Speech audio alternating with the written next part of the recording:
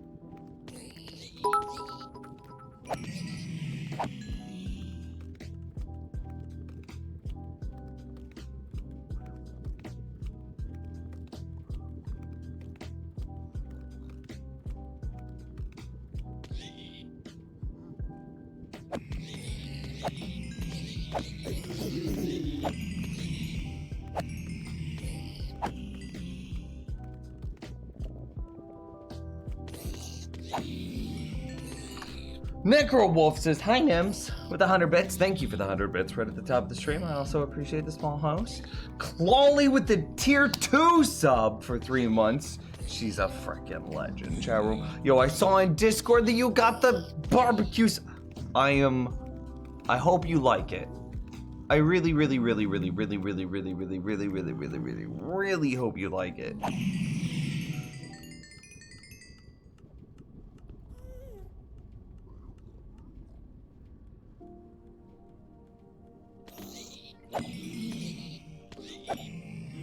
You can make some brisket, you could make some ribs and smother them in sauce. You could put it on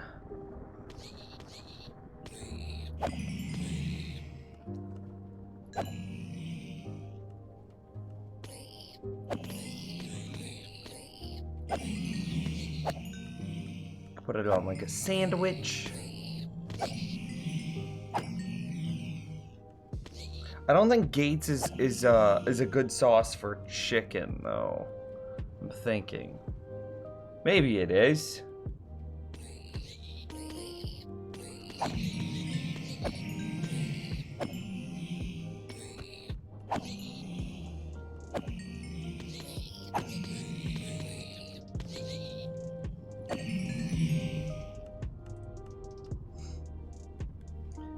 Anyway, I'm excited for you. That's like one of my favorite sauces. It's so good. Miss Castle, E. Jones, Psycho, Clawley, Snuffly, Matthew, Yolk, Necro, E. Jones, Retro. Thank you guys for being here at the top of the stream. It's pretty obvious where we're at, where we're standing in the world. Obviously, I am just murdering zombies in scale. So that way we can get more gold nugs. And that way we can get more gold ingots and items.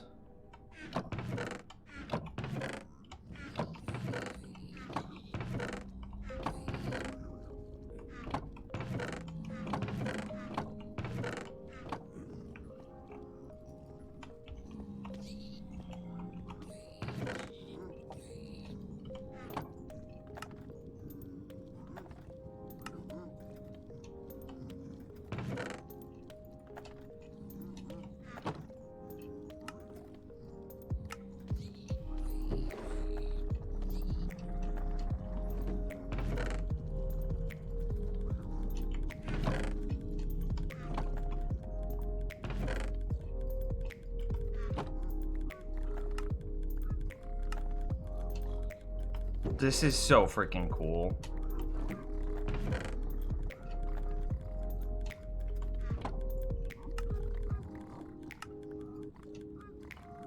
Piglin admires item. Piglin admires item. That was dumb. That's not what we wanted. That's what we wanted. I mean, so if we look at this, that's gonna be divided by 4. Yeah, I'm not concerned at all about a despawn. I heard one. I heard the foul beast.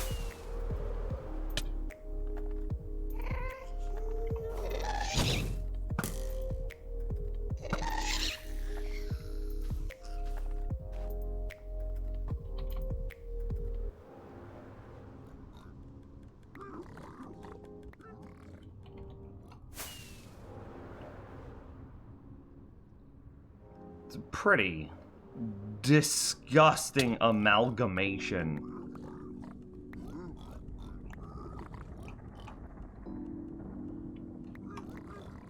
of machinery. But hot damn if it's not effective.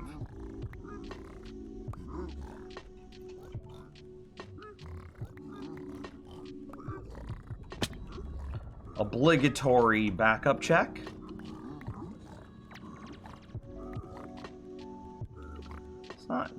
It's not, I mean, it's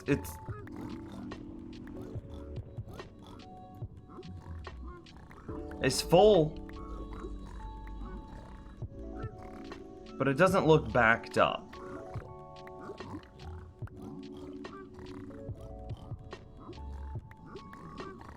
Maybe it is a little bit.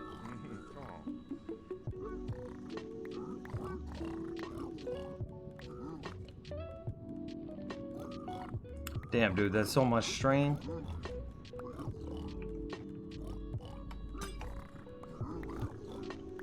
Okay, there it goes, there it goes.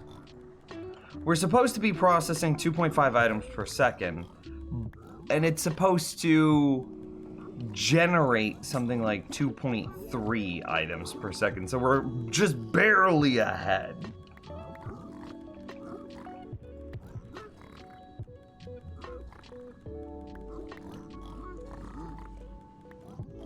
I think it's good though.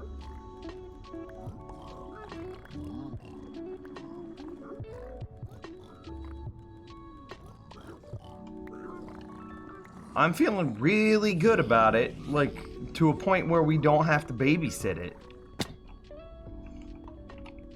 Let's go get some stone brick.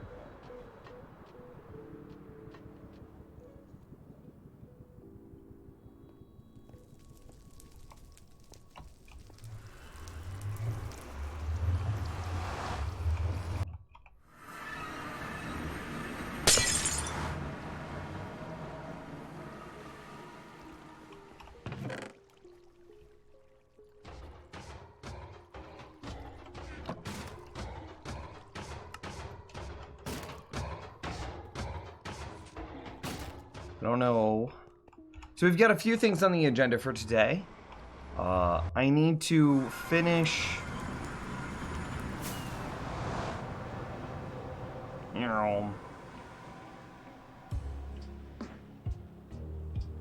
I need to make it safe to AFK.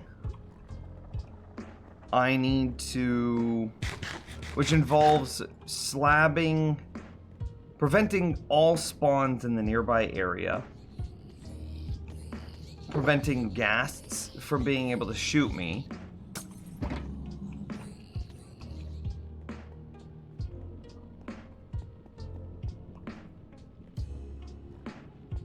Yeah, right. I remember Eldin. Chest mine carts can, confirmed, travel through portals.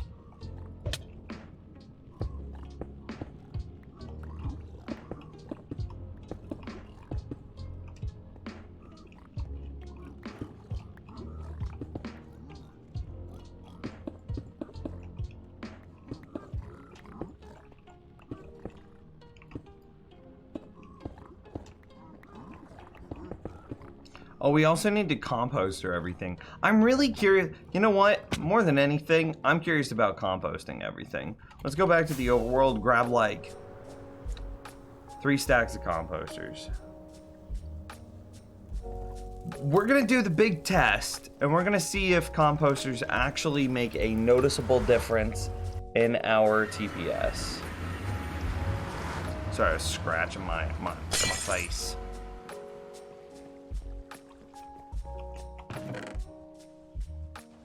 We'll leave that stack in there. We'll just go make a bunch.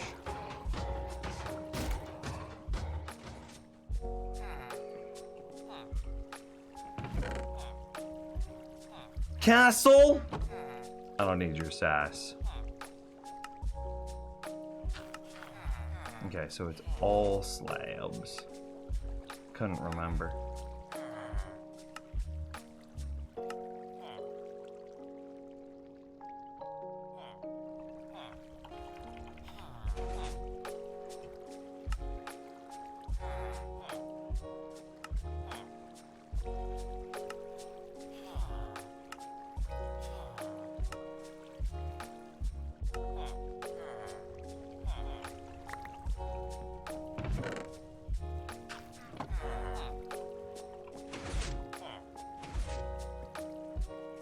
Has 116.2 entered like actual snapshots yet, or is it still in the like alpha?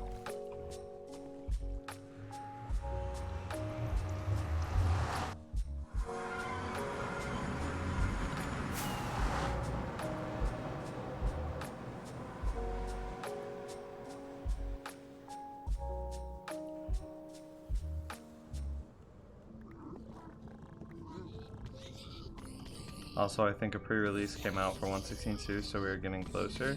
Stop reading your brain. Minecraft pre-release. Hey, look at that. Minecraft 116 pre-release 1, so we are close.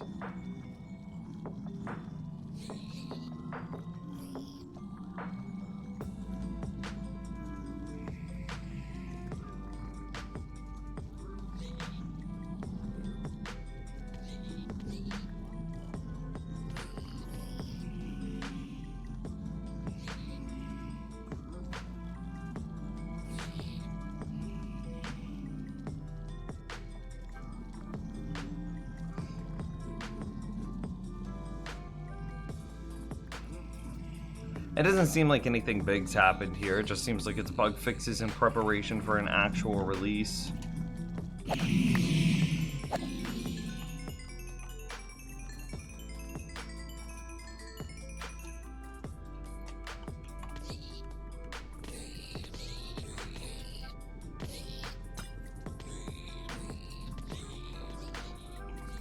Any big updates with 116.2? I mean, piglin bartering is getting changed, which is kind of a good thing. We don't need glowstone out of bartering. We don't need magma cream out of bartering. But what would be nice is blackstone. That would be super cool. And we're getting that in 116.2. I don't remember anything else off the top of my head, though.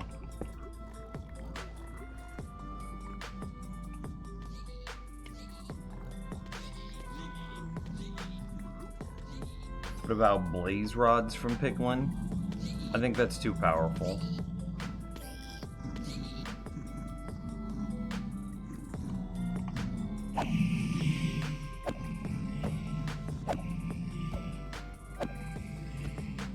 I think it's funny that I can reach them from back here, but I can't swipe them from back here.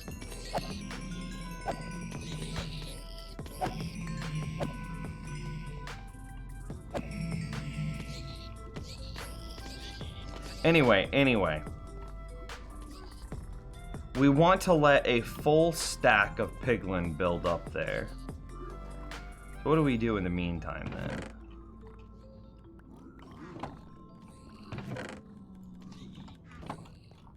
Go ahead and like craft some more gold ingots. Throw those in there. Also, sideways chains, I saw that. It said, chains can now be placed in all orientations. And I'm like,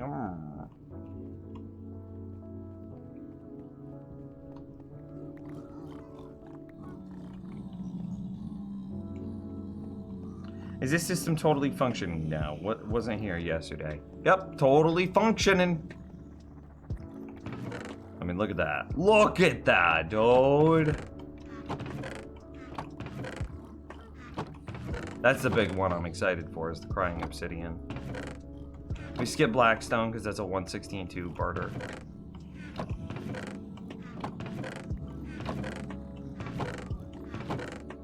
Seems pretty good to me. You don't even... I'm surprised you want Blackstone. You don't even build good. Lol, my feelings. They hurt. You don't even build good.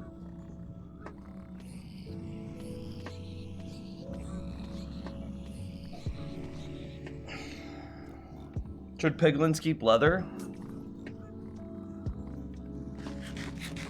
Honestly, it's kind of redundant. But the problem of removing some of the redundant things like string and leather is it would make the farm too powerful. You need to have some junk drops, some garbage that can compete with the good drops for, you know, for that chance. So things like gravel, string, and leather are competing against things like crying obsidian and blackstone to reduce the rates of the good drops while still feeling like a farm. So while I think that the leather is super redundant in the game because you've got like cows that can give you leather, you've got fishing farms that can give you leather, you've got Hoglin that can give you leather. I feel like there's even more. Rabbits can give you rabbit hide, which can be combined up into leather. I'm pretty sure leather is a treasure loot item.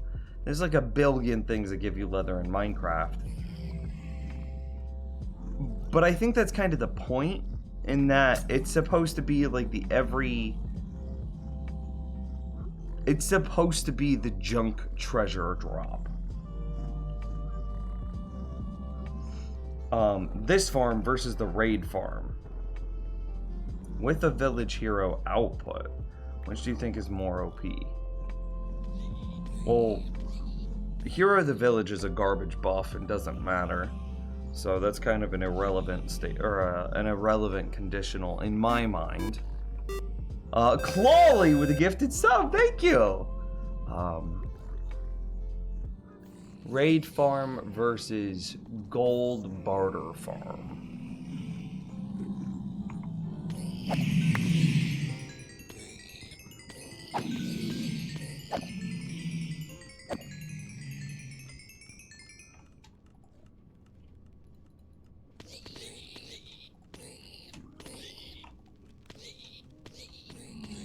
Oh yeah, I was supposed to let those guys build up. Here's what we're gonna do to make it build up faster. Is this a new base? No, it's just stuff in the nether.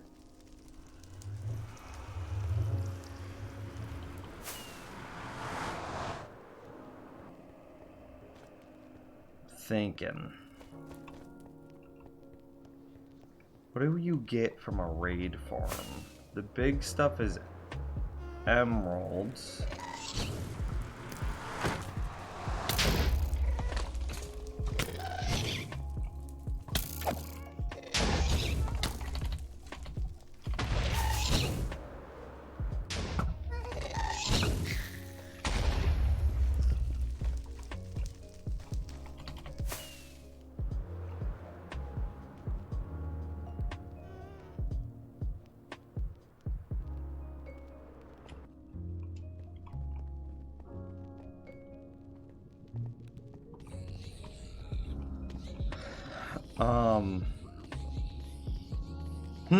I like this question.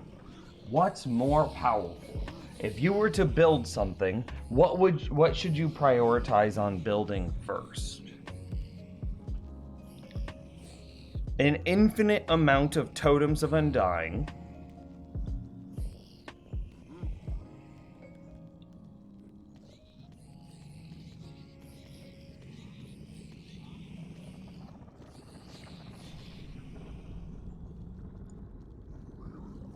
And then it gives you what, like redstone and some other... It really just comes down to the experience plus totems. And maybe a little bit of emphasis on the emeralds.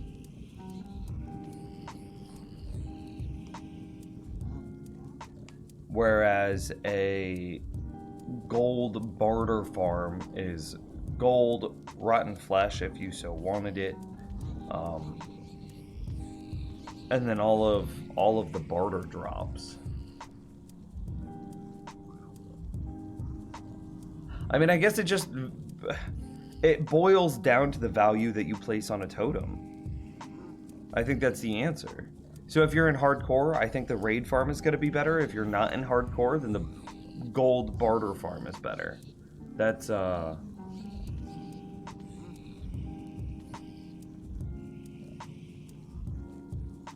think that's the answer. If you're in hardcore, raid farm. If you're not in hardcore, gold barter farm.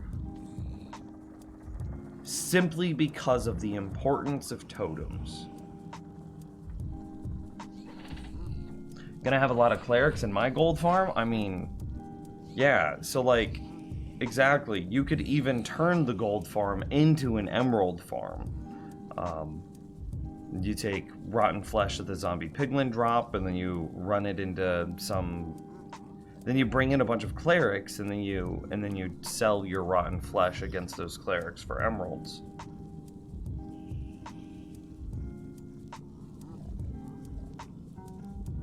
Why would you say gold farm is ultra hardcore and raid farm is normal? Why would you put them like that?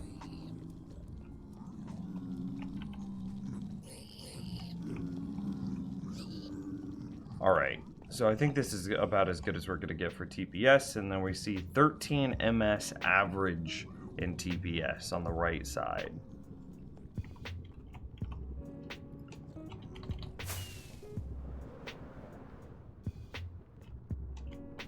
And now we're going to composter everything.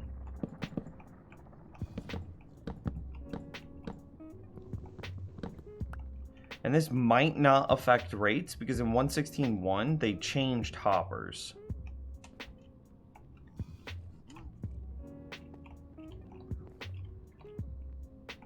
Just for the record.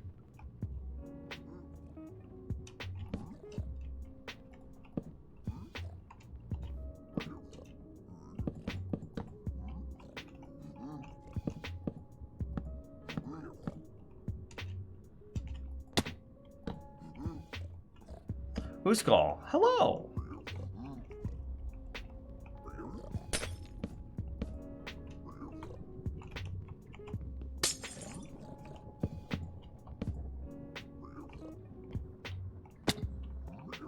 Is this the day of the great encapsulation? Maybe.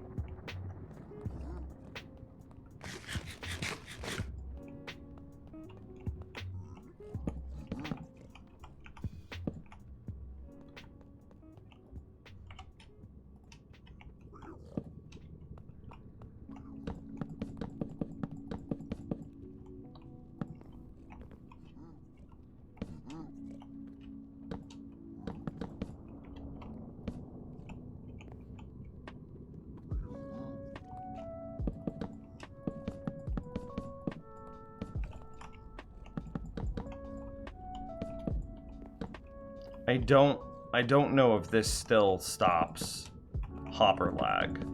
I'm being honest with you. It might not. I heard one. It might not because of the change that was made in 1.16.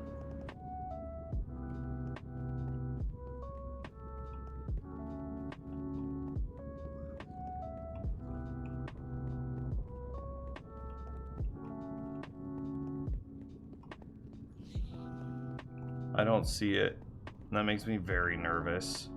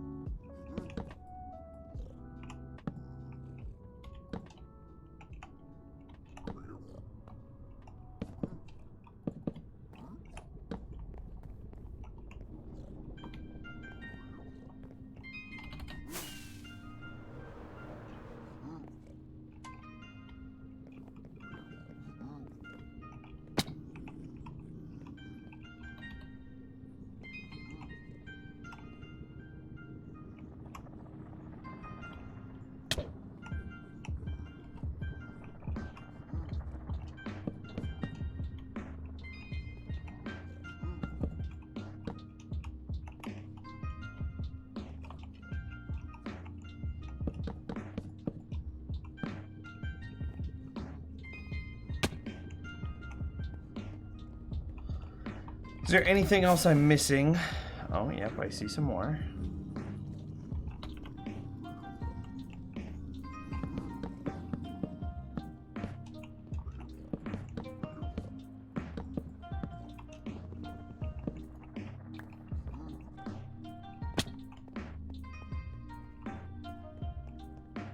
How is your Twitter debate on what Samwise is going?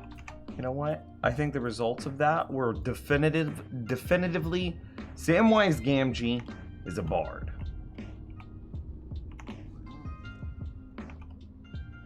Let me go look. I'm very curious. Oh yeah, dude.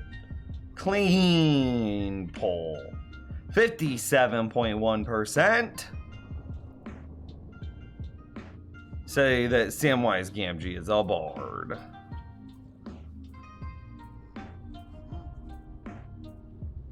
Which, now that the poll is over, would have been my vote. However, I could have also believed that Samwise Gamgee is a paladin. Paladins don't necessarily need to be religious inside of like the D&D universe. He could have believed in his ideals so deeply and so thoroughly that his belief literally empowers him, and that's how paladin work. It doesn't necessarily require some deity. What did your DM believe Samwise was? My DM believed Samwise was a fighter. And it's like, to me, a fighter is someone who has extensive skill with weapons. And it's not like it's kind of like a very specific skill with weapons. Like a ranger is good with weapons, but then they're also like good at tracking and good at things like that. So Aragorn, as an example, Aragorn's a freaking ranger. It's not even a question. Okay? But what's Legolas? Legolas is not a ranger as well. Compare, contrast. If Aragorn is obviously the most quintessential ranger that there could be in the Lord of the Rings converted to D&D universe, then Legolas clearly cannot be a ranger. Legolas is clearly some sort of like longbow expert fighter. Makes sense, right? Think about how Aragorn was like tasting the grass and like ear to the ground, feeling the vibrations whenever he was tracking Merry and Pippin. He found the brooch. He recreated the battle in the Highmark, where Merry and Pippin escaped into Fangorn Forest. I hate that I know all of this so well. I think that's where it was. And it's like, that makes Aragorn a ranger. Legolas would not be a ranger. Legolas is a fighter. So if Legolas is a fighter, then that means Samwise can't be a fighter, because in no way is he like in that same vein. He does not have that same extensive skill with weaponry.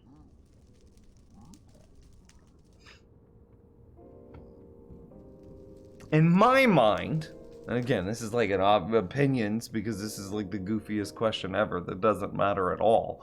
In my mind, Samwise would be a bard first, a paladin second, and a druid third.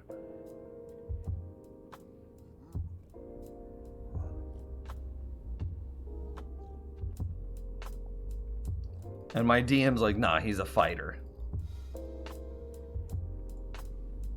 But maybe I'm not representing my DM's argument well here. That's a very, real possibility. PPS check? Un momento. I don't want to spoil it yet. Alright.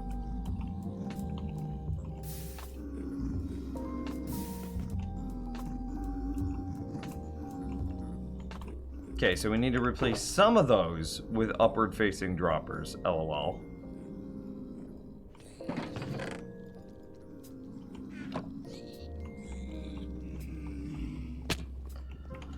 kind of bad.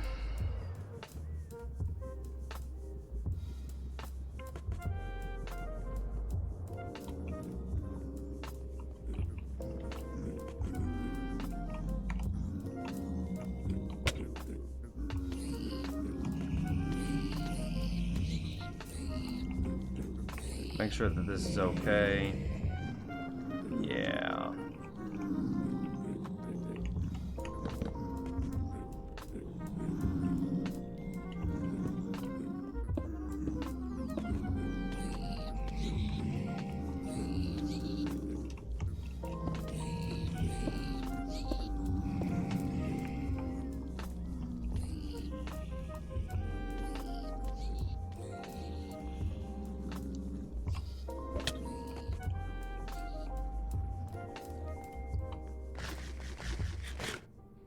Are archers not a class in D&D? No.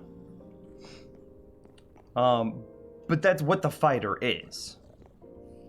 Like, the fighter is literally a thing that's like, okay, hey, we need just like a generic swordsman. We need a generic archer. We need something that's just this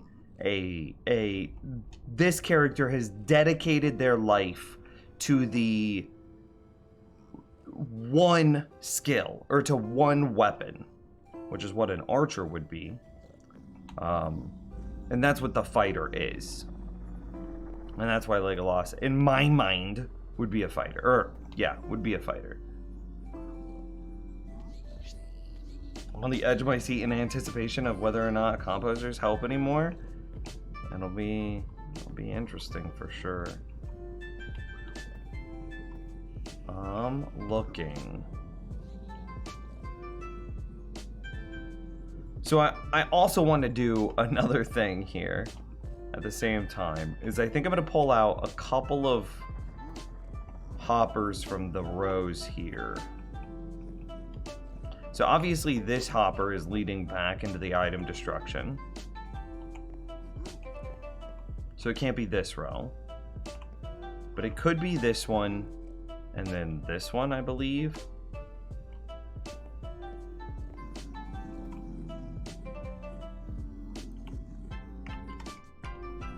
Yeah, if we remove this row, we can make this all droppers. And then this row, and make it all droppers.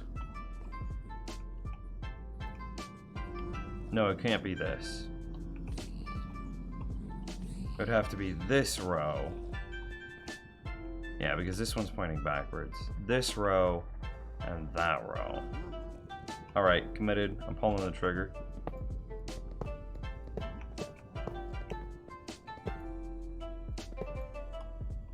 Wait, what?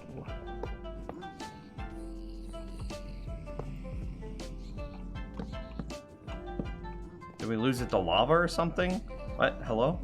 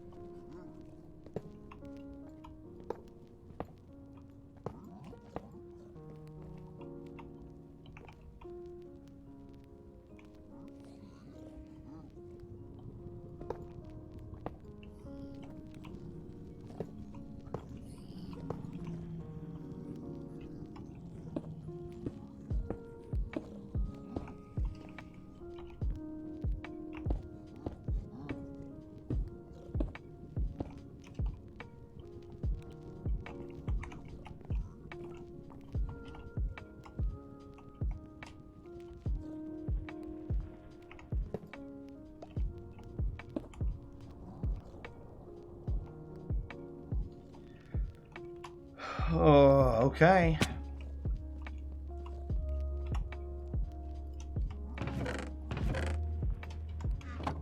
Should be 2 hoppers in every chest.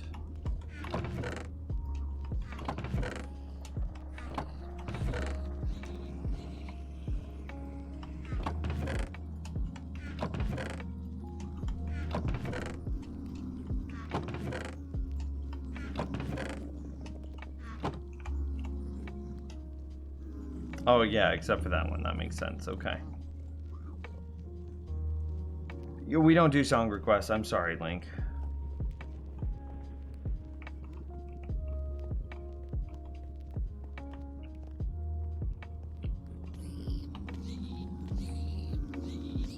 We got a bunch to do down here still.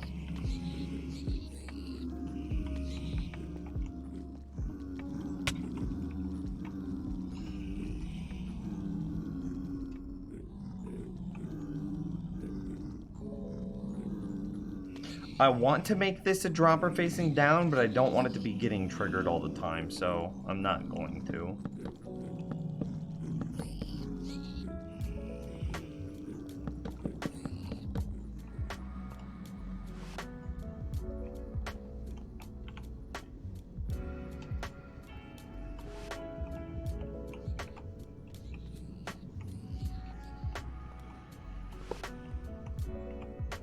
So that's out of the chat. Okay.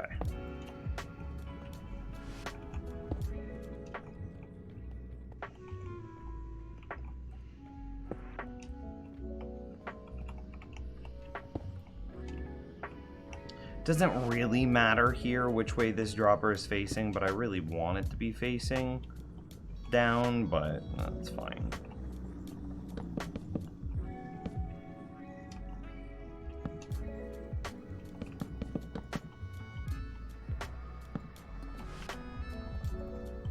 We're gonna need to make more composters.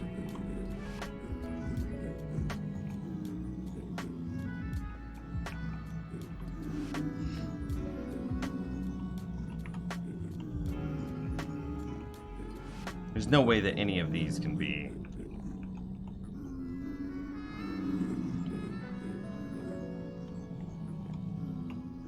Composters. They're all just gonna light on fire for sure.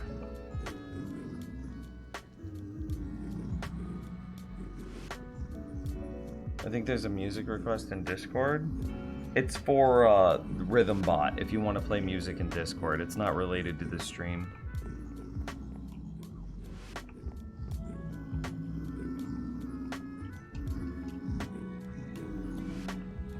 Yeah.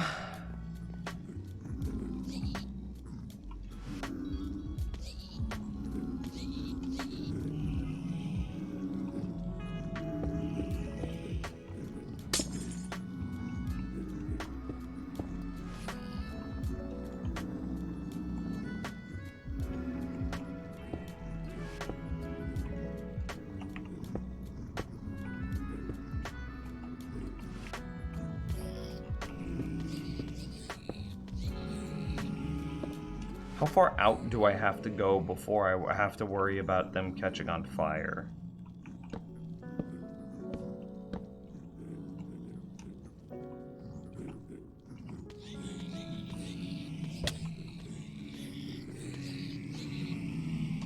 How quickly the tide turns.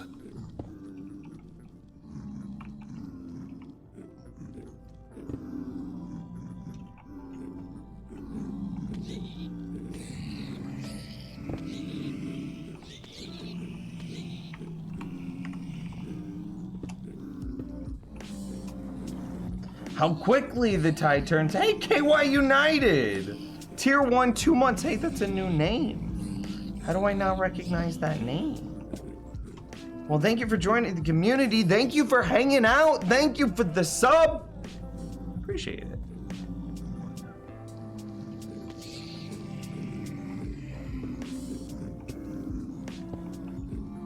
I haven't chatted much? Okay.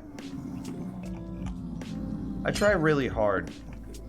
That got spooky. I don't know why that didn't immediately place. I try really hard to, like, member. That looks good, coming out this far. Should keep our composter safe to lava.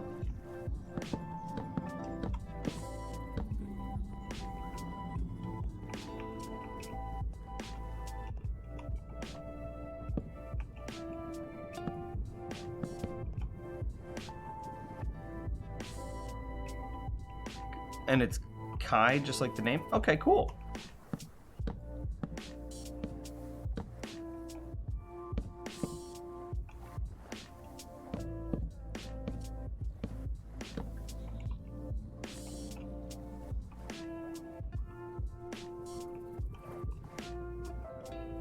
If you surround the composters with blocks or something so the fire has nowhere to spread, that might work. I don't think it does.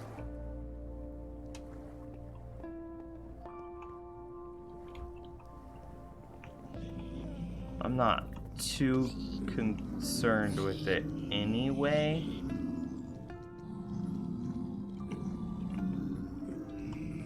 Yeah, we do want all of this to be just a hopper chain.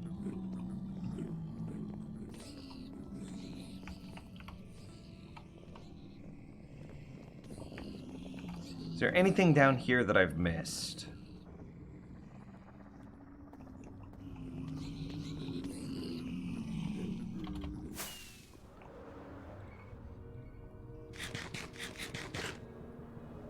Oh, hi Dane, bye Dane. What is the function of the composters and the droppers? Okay, so this is a lot more complicated than it used to be. Prior to 1.16,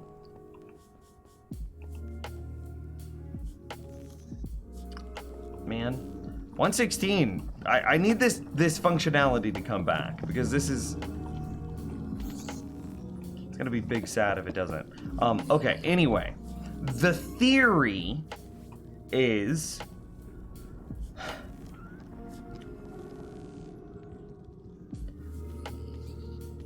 hoppers run a check 20 times per second, so once every game tick, to see if there is an item entity above it, to then gather that item entity and then convert it into an item inside the inventory of the hopper. That check, like I said, happens 20 times per second. It's a pretty intensive check that's happening. By covering the hopper with a block that has an inventory, the hopper shuts off this 20 times per second check and turns on a different check that is less intensive. The new check is, does the item that has, or does the block that has an inventory above me have an item in it? And that scans the inventory space of that storage block. Every storage spot 2.5 times per second. So a double chest is getting scanned, you know, what is this, 9 times 6, so 54. So a hopper would scan 54 slots 2.5 times per second. Make sense? Cool. A dropper, so that happens 54. That's 54 times 2.5. But a dropper, as an example, has only 9 inventory slots. Well, with 9 inventory slots being scanned at 2.5 times per second, it's pretty easy to see how that's a less intensive check. Therefore, the lag that's created by scanning the inventory of a dropper as opposed to a double chest is less. Well, then we can take that even a step further with the composters. Now it gets weird because composters don't even technically have an inventory. They just have a state. But the hopper still scans the state of the composter, and because it's no inventory, because it's no blah blah blah, it's the least intensive check possible. So the theory here is that we are shutting off the mechanic where a hopper is scanning the air above it 20 times per second. We're shutting that off. And instead, we're telling the hopper to instead scan the inventory of the block above it, which is a much less intensive check. Composters have no inventory, they just have a state. And then droppers have the smallest, droppers have the smallest inventory that they could reasonably check. Now, furnaces do have a smaller inventory than a hopper, than a dropper. However, furnaces are a very laggy tile entity.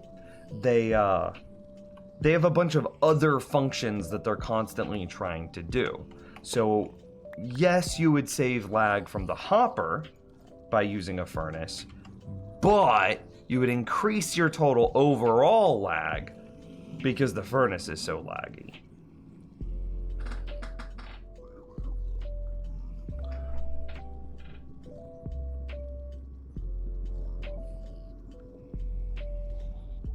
However, in 1.16, a lot of that functionality changed. So allow me to set up a demo for you.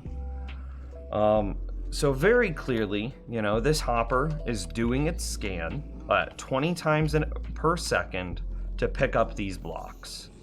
Okay?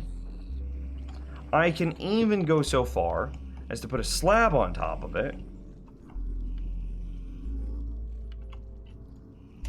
and it will still attempt to pick up those blocks. Okay, so then I can set up a demonstration of how a composter, which the bottom of a composter is much thinner than a slab, right? The bottom of a composter is much thinner than a slab, and yet our item is not being gathered. Okay, cool. So that's kind of the first theory proven. But here's the thing that changed in 1.16. So the same sort of concept exists where we could see here that that item is very clearly in the area that the hopper would be able to pick up. If we destroy this hopper, we can see that that stone brick was clearly gathered. Now here's the thing that changed, and this will take me a moment because I have to throw something very perfectly. Oh, boom, I got it first try. It's possible. Let me get some redstone real quick.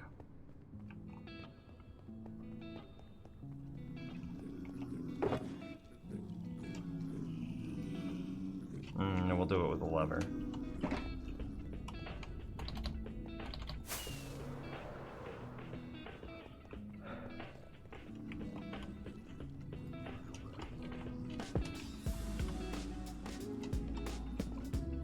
All right.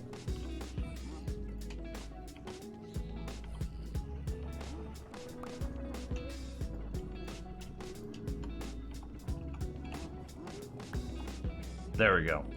All right, so I managed to throw this slab inside the hitbox of the outer rim of the hopper. Now there's an inventory above this hopper that it needs to be scanning, which should disable its air check scan. However, as of 1.16, it's still the outer rim of the hopper no longer scans the air, but the inner area does. So as soon as I turn this lever off, this slab will get gathered. Which is a problem, because this means that the hopper is now in the worst of all states. Because it's now scanning the inventory of the thing that's above it, and it's still scanning air blocks. So we're about to see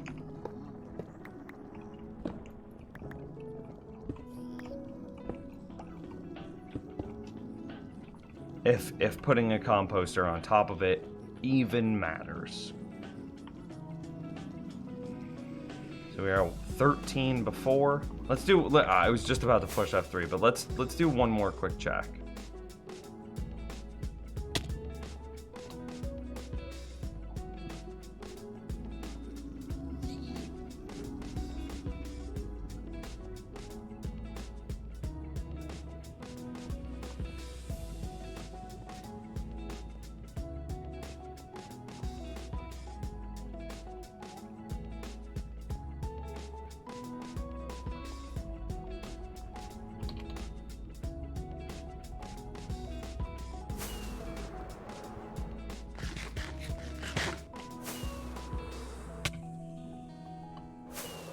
This is so hard to land.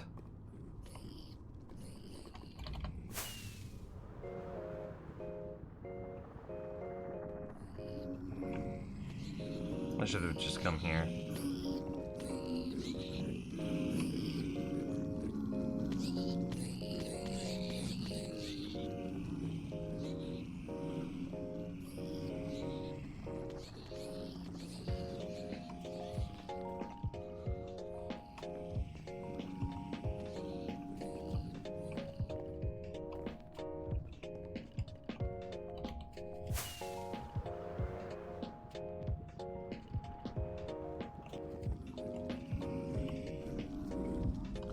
As far as I can tell, we've got everything as well slabbed, or not slabbed, but covered as possible. We want to see it come down from 13. Just going down to 12 would be great, because that would be like a 7% drop.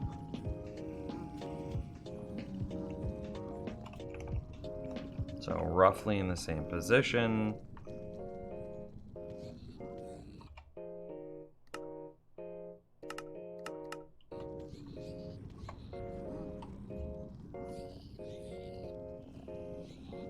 I think it still helped. Because now we're at 12 MS average. And just bouncing up to 13 sometimes.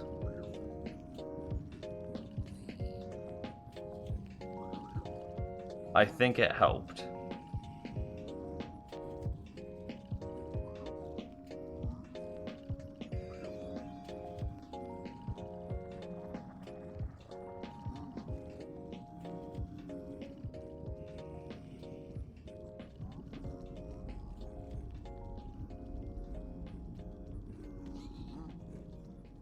I feel pretty good about it.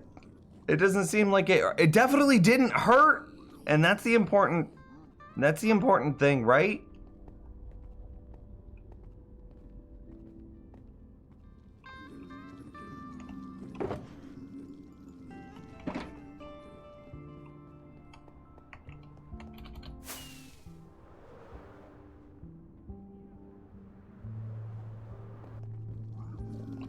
Uskal with the hydrate.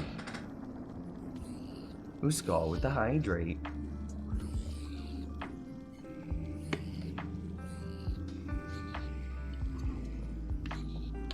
Dude, the Pride emotes this year were really good.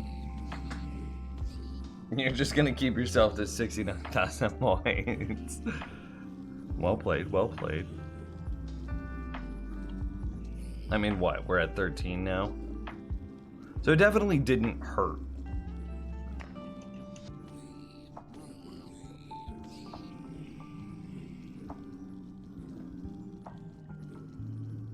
It definitely did not hurt.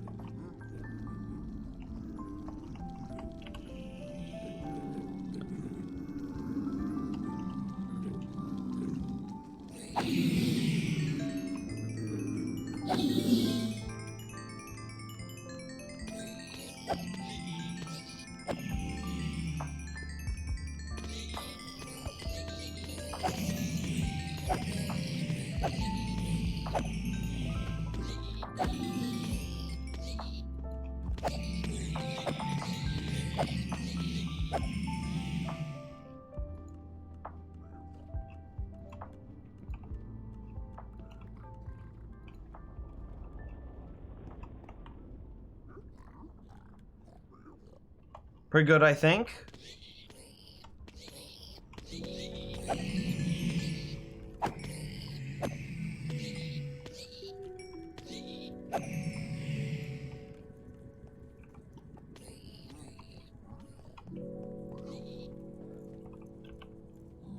So we need to next... I mean, I need a door on it. I think that's pretty clear. I need a door.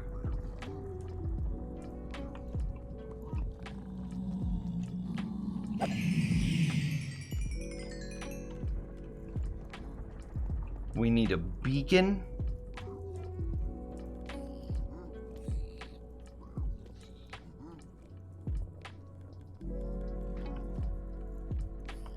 Anything else? Oh god, that means we're gonna be fighting a wither today. Let's go get the cactus, sand, and whatever else.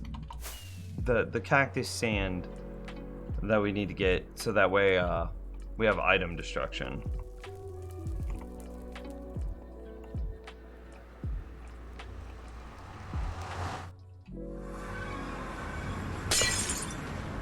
I don't know why you're treating it as such like a strange thing.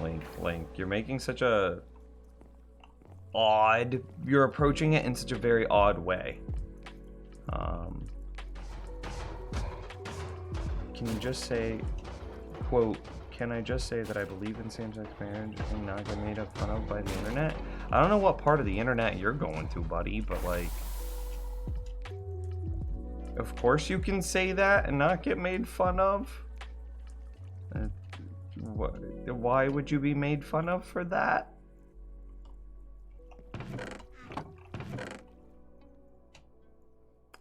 What did I just say I needed?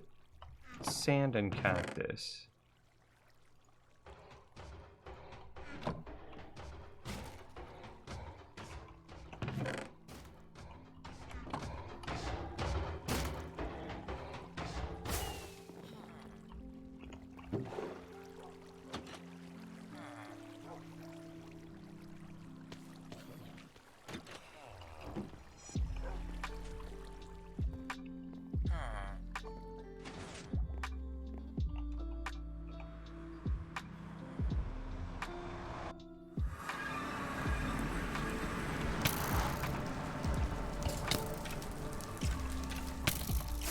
Well, I mean,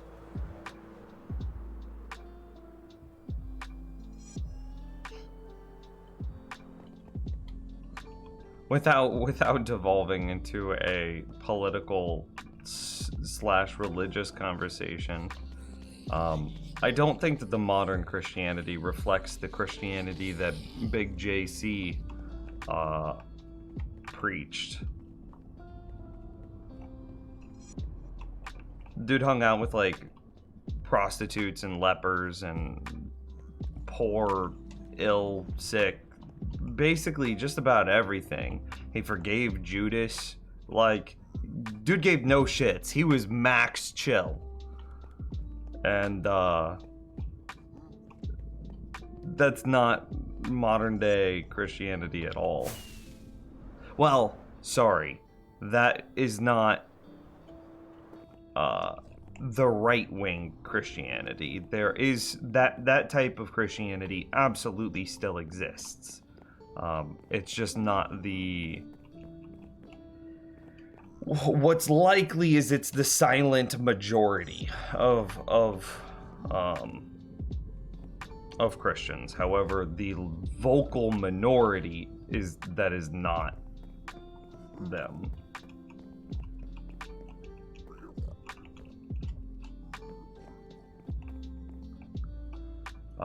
Okay, so we needed cactus. I need string as well.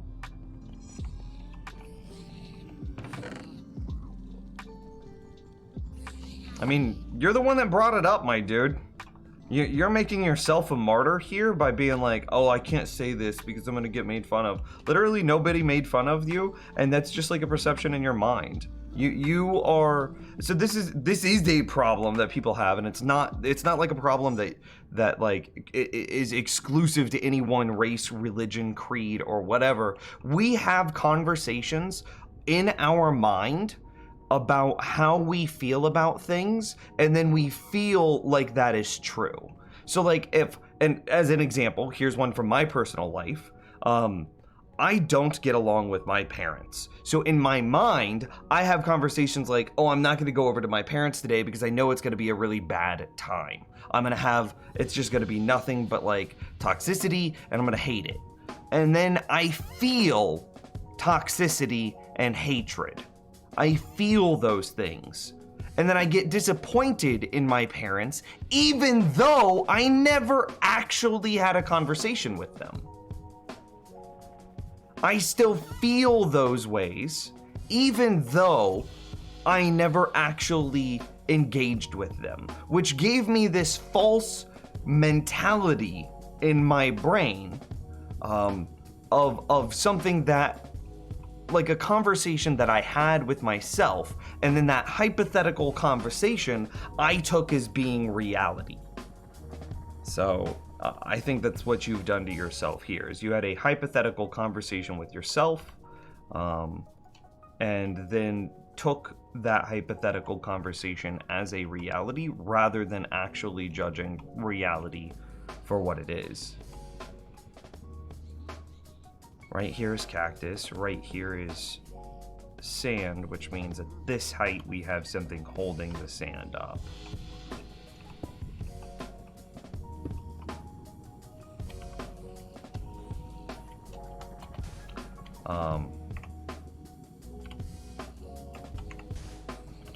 Yeah, it's very much so the same idea of, like, have you ever had a dream where you had a fight with a loved one in your dream, and then you woke up from your dream and you were mad at the loved one anyway? Like, that doesn't make sense on paper, but it's something that we as humans, fleshy meat sacks as we are, have all done. We've all had a dream where we had an argument with a loved one, woke up, and we were real life mad at that loved one, even though that's clearly not a representation of reality.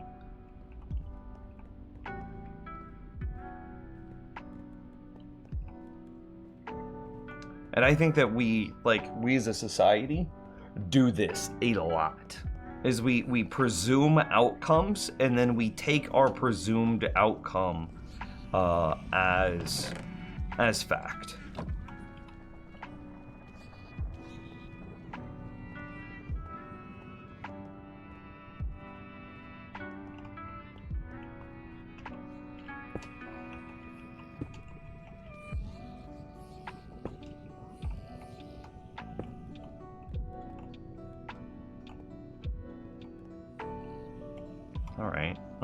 All right. String on top of the cactus stops the cactus from trying to grow. Blocks around to keep the item in. Necrowolf, 100 bits. Welcome back.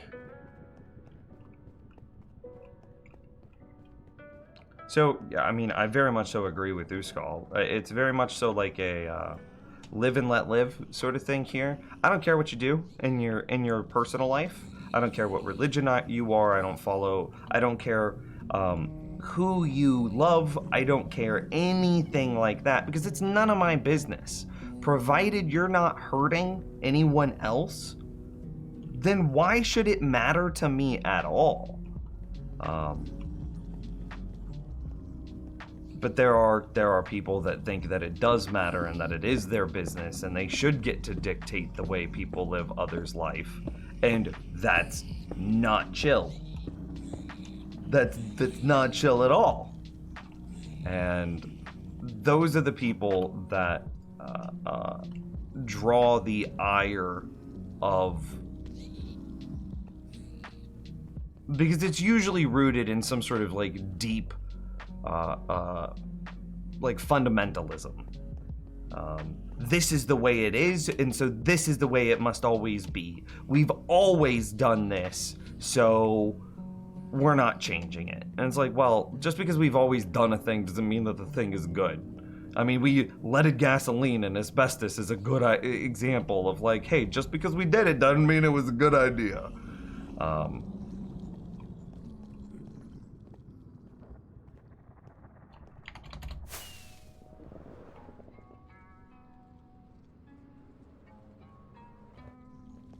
Elle, how's it going?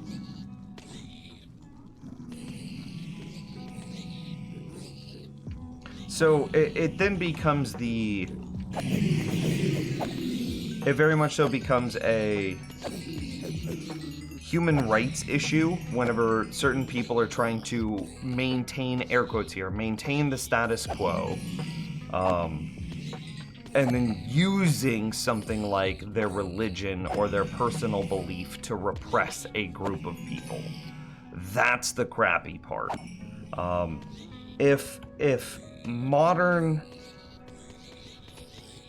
this vocal minority Christian, I think that's a fair statement, if vocal minority Christians didn't push their belief in such a way onto the rest of society, then society would have absolutely no problems with Christianity.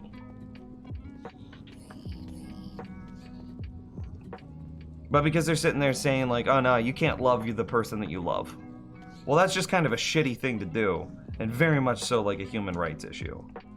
And so it's going to be challenged. And then whenever they hide behind their religion as a justification for like being hateful, well then you have then they themselves martyr on their religion, which is why there's such a societal pushback against Christianity. TLDR, the vocal minority are ruining it for everyone. And the problem, and then there is a question here, because I don't know, I would say that hypothetically, just saying, one of my best friends from the roughest points in my life is a pastor. I'm very...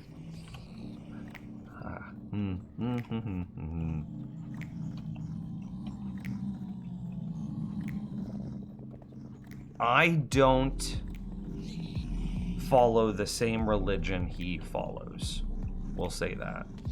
And yet I would define him as one of my best friends, and if/when I got married, I would want to have a very real conversation about him, about asking him to be the officiant for my wedding.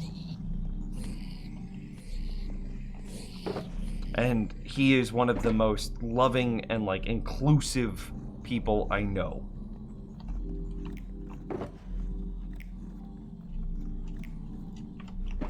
And so it's very much so not a problem with like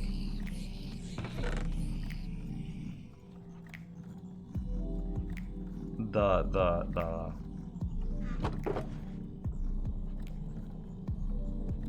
I guess I don't need any of this. It's very much so not a problem with like the JC Christianity. It's a problem with the Old Testament Christianity or the cherry picker Christianity.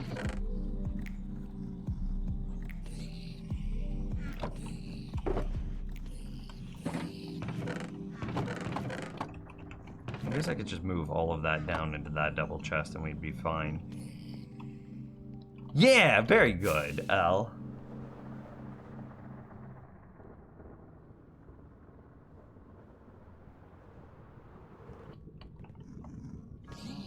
$13 MS average still, so the changes that we made definitely didn't hurt anything, and maybe helped it a little bit. Results inconclusive.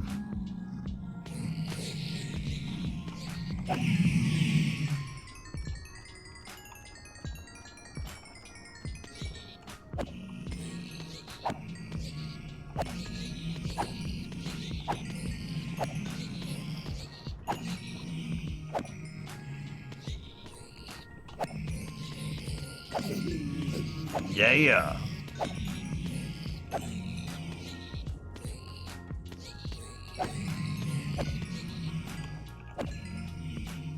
I have to do quick checks behind me because that zombie piglin that was behind me yesterday that almost killed me has got me spooked.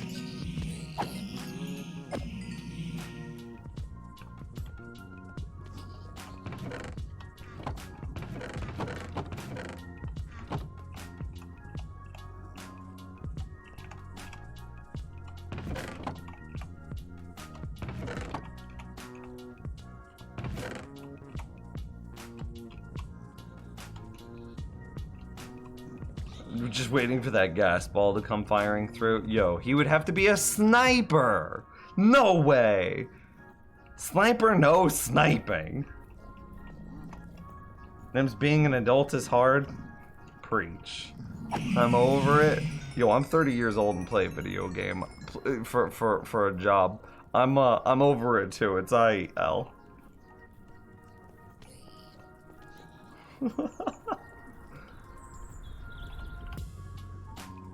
Okay, we need to build walls around this because ghasts are a problem. It's gonna take so many blocks.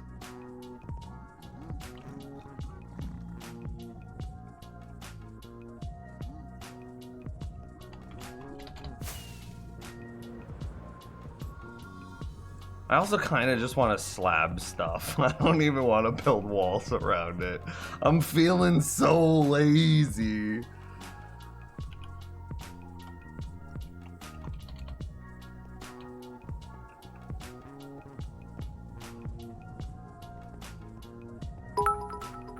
Necro with the 100 bits. Nims, did you see JPS's art from last night? I did.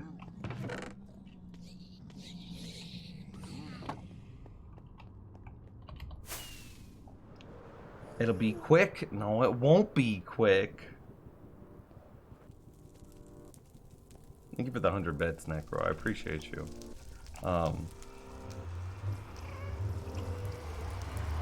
Oh my god, the slime farm is fine. It's literally perfectly fine in daytime.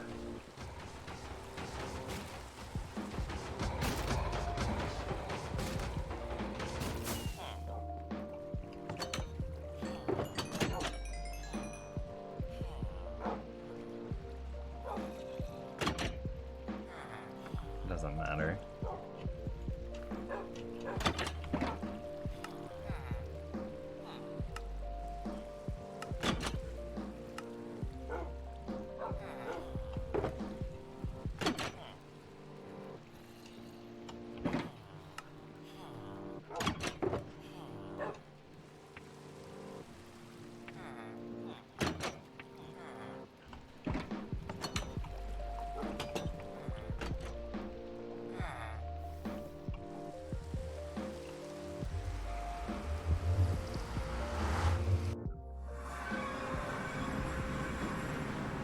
Nims is sane. Yes, I am the sane one, chat.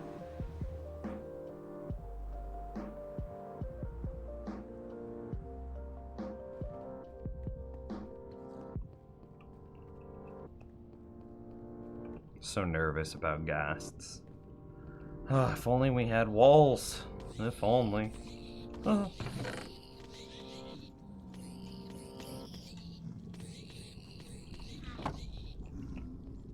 Which chest has... Oh my god, I'm a genius.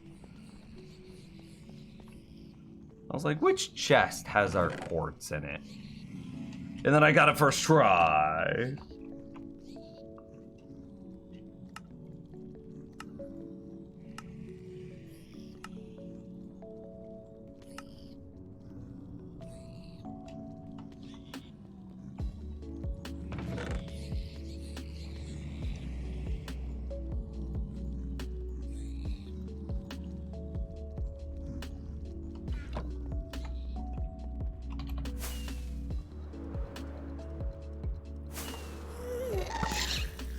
No.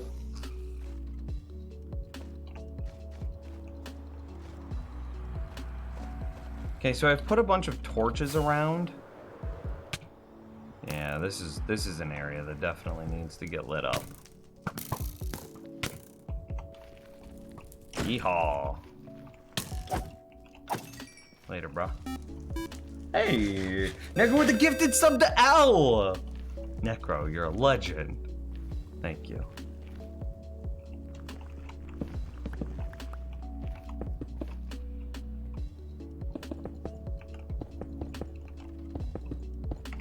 Wrong, bad, dumb.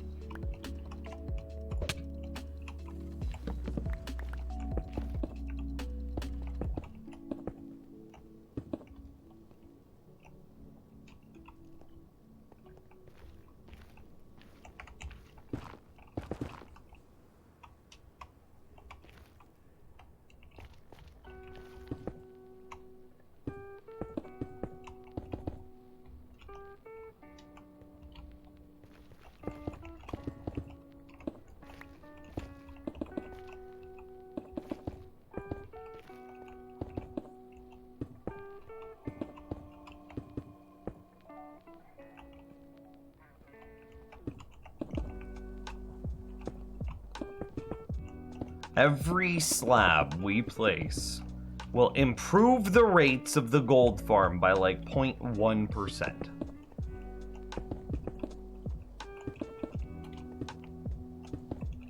Something like that.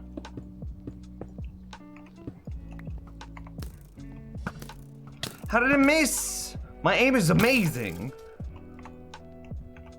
It's impossible for me to miss. Clearly the game must be glitched.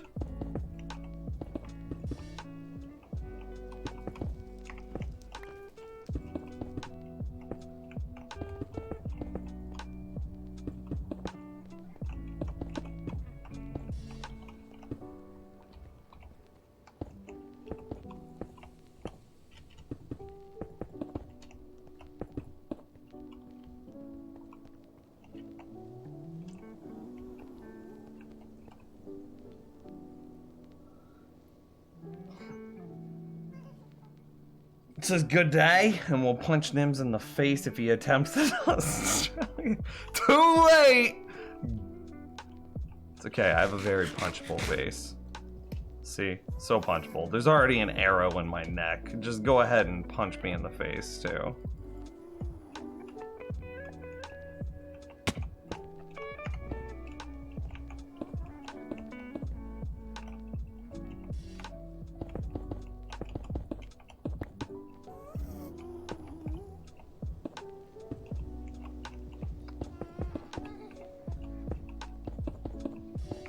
Wrong. Bad.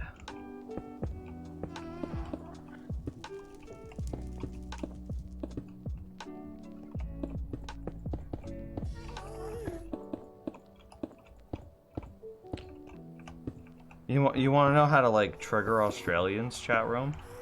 You say that the city of Melbourne is Melbourne. You call it Melbourne, and they get so angry at you. It's funny. And then whenever they try to call you on it, you just say like, "Oh, there's an OU in it." And then you argue with them on how it should be called or how it should be pronounced. Melbourne.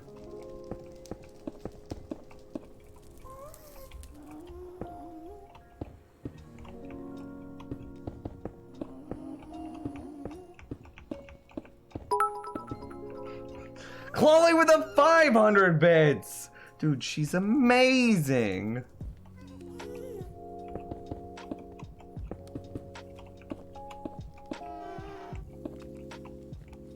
I'm gonna feel real bad at this point if you don't like the barbecue sauce, Chloe.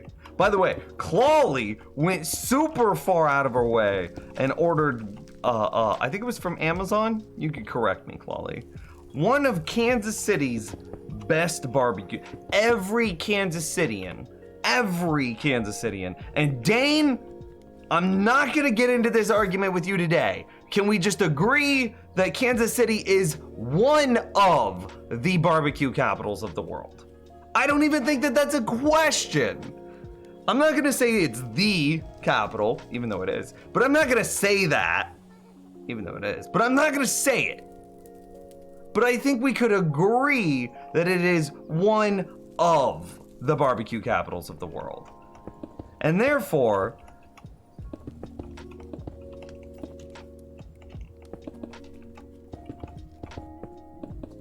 the Gates barbecue sauce that she got, every Kansas Cityan knows Gates. Every Kansas Cityan is like, yo, I've been there, done it, I've had that experience.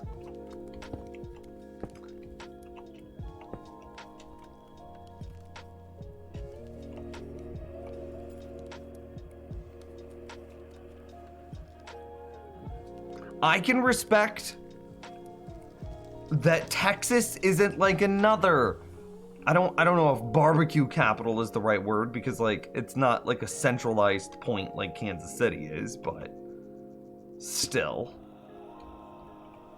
I will cede that Texas has its own very distinct, world famous style of barbecue as well.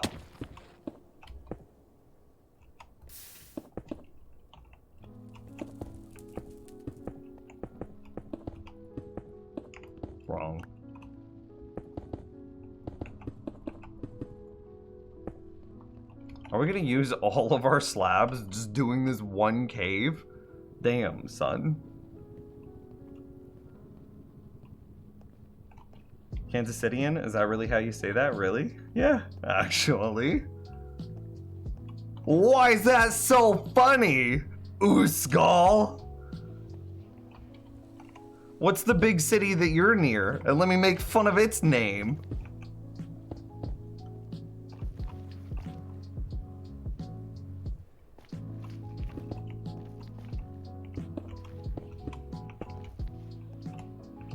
Because it sounds wrong.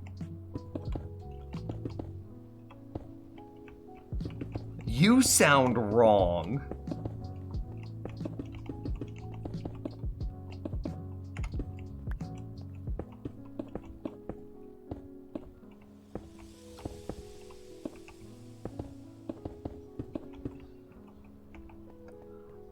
There's no pattern here. This just keeps going.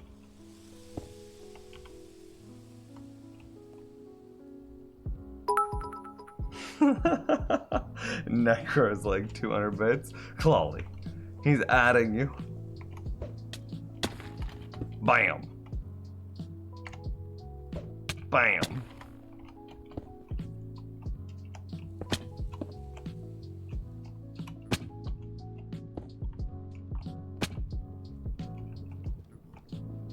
I think I'm gonna chill on this cave for a minute because there's another area that I really want to get slabbed where I'm having a ghast problem.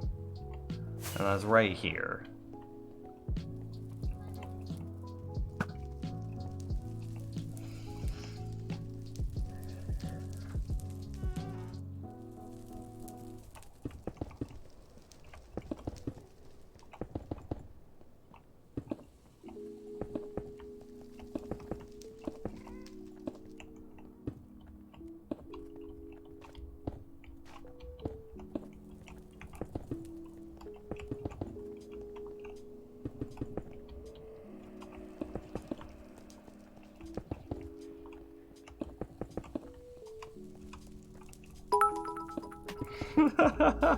Clawley with another 500. Pog, pog, pog, pog, pog.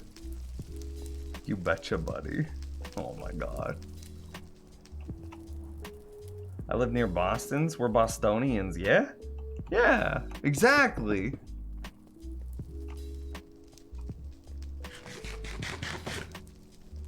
Kansas Cityans. Easy peasy. Why you gotta throw shade at me? Yo, by the way, we're under a tornado warning right now.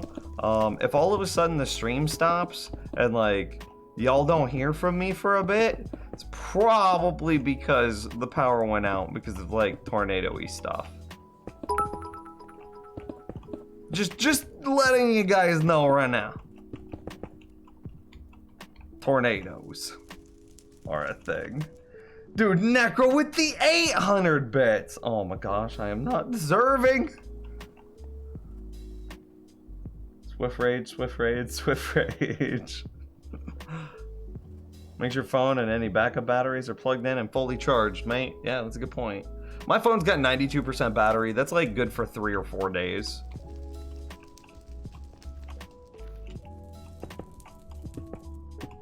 My phone's the best phone in the world, chat room.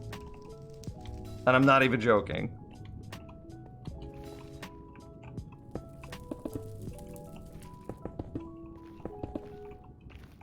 I had like screen on time of like 50 hours the other day.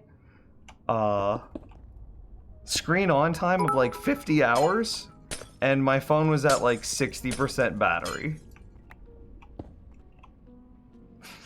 Dude, Clawley with the 1,000 bits! I'm dead. I'm dead. You know that like the little demons from Hercules? We are worms. That's how I feel right now. I am undeserving. I'm just some shitter playing Minecraft. Your phone lasts 3 or 4 days. Mine lasts over a week, Kappa. Lol. My phone also has the best selfie camera in the world.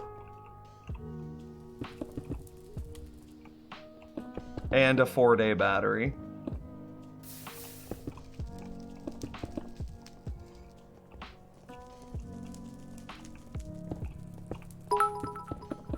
Oh my lord, another 1,000 freaking bits! I gotta go find that thing of Hercules now.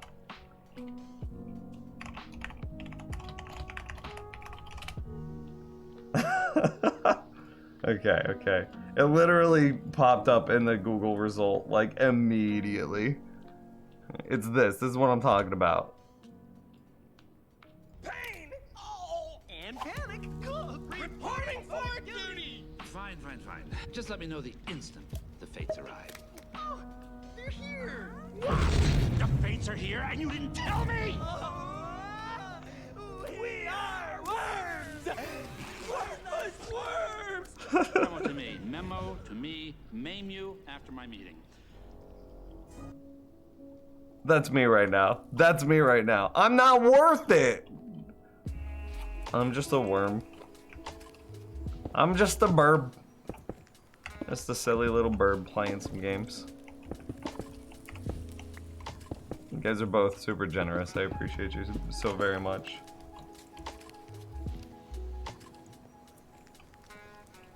Just waiting for that Note 20 to drop and see how it is.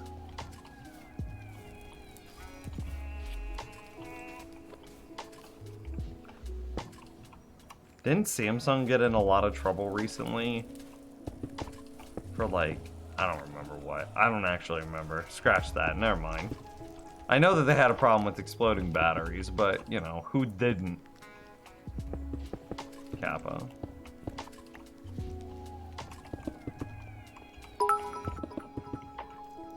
Jesus. Clawley with the 1,500 bits!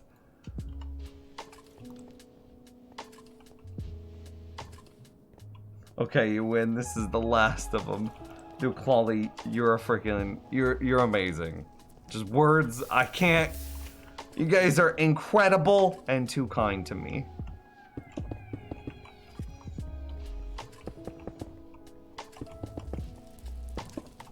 I'm kind of an asshole. I don't deserve this much love and appreciation. 0%. 0%.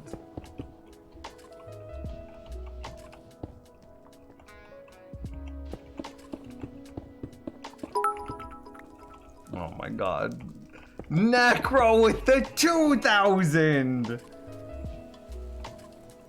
Thank you. Kind lady. Clawley. You guys are both incredible.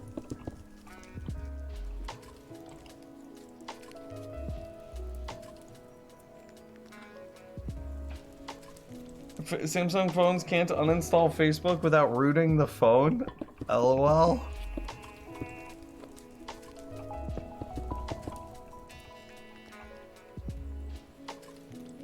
Is that true? And they have a forced Bixby button? Yo, my phone has a smart button that I can do anything I want with it. I could set it up to be Google Assistant. I mean, it's Android, right? Because they actually have like competition in the marketplace. So with with this smart button, I could set it up to run macros. I can set it up. Oh yeah, my phone can run macros. I could set it up to. I could set it up to like launch specific apps. I think I can even launch specific apps in sequence. I could have it be a quick button for like a flashlight. I could have it be a quick button for like basically just about any app setting thing I wanted in my phone. It's great. I love it so much.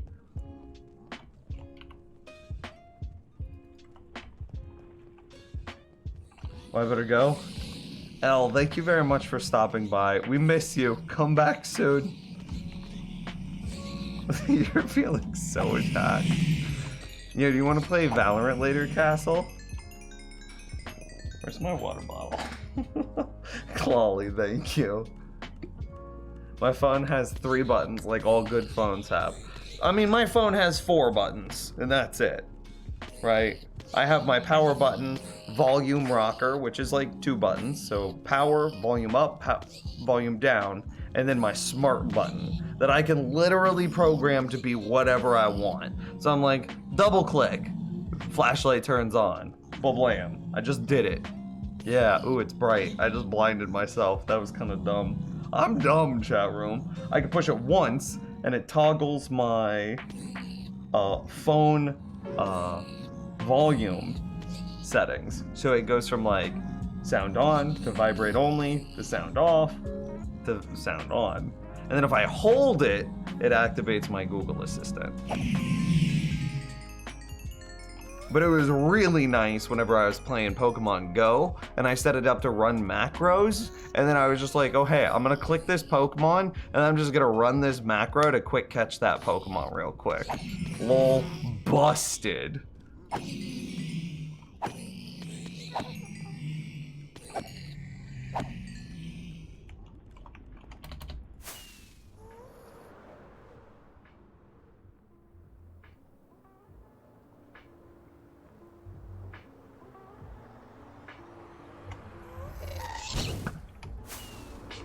I flew right into that.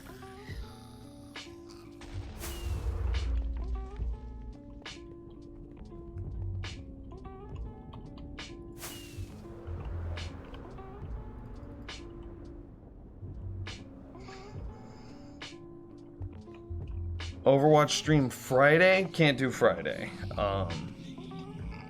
Our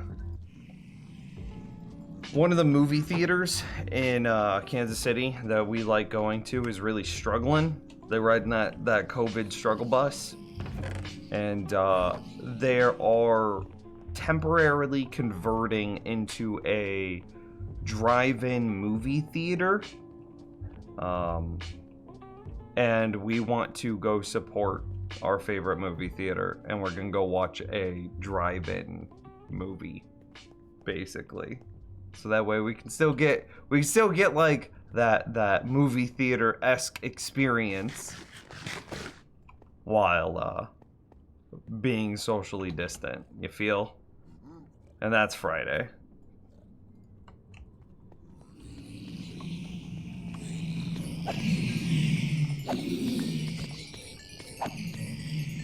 Excuse me, I like to think of myself as someone who doesn't waste resources by buying a new phone when my old one still works. Yo, listen, I had a Samsung Galaxy S5 for like 6 years.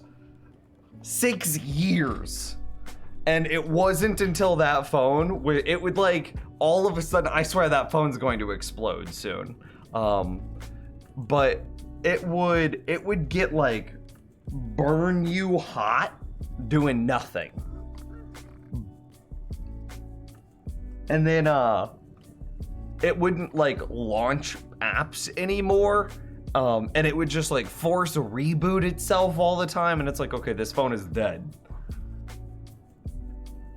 So I am on my second ever smartphone right now.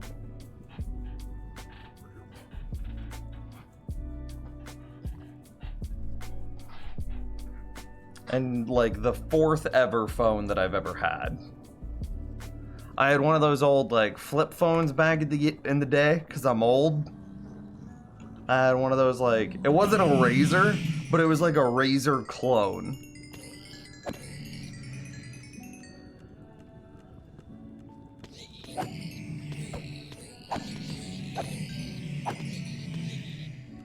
And that was my first ever phone. It was a Razr clone. And then whenever that broke, I got a BlackBerry clone. And then whenever that broke, I got my first ever smartphone, which was the Samsung Galaxy S5. And then, when that broke, I got the phone I have now.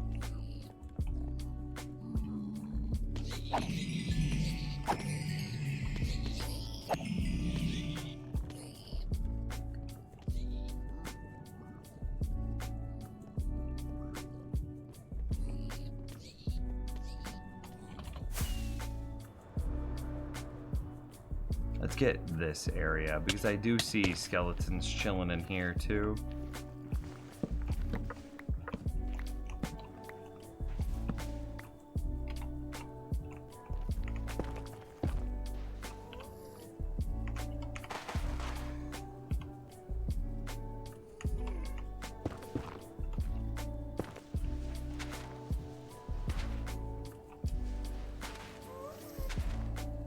Imagine having Samsung. As opposed to what?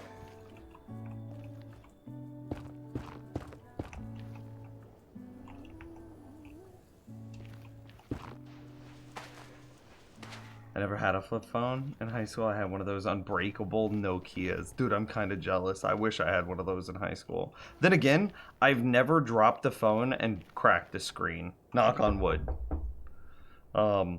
I have never broken a phone in my life. So, do I need one? No, probably not. Still, though.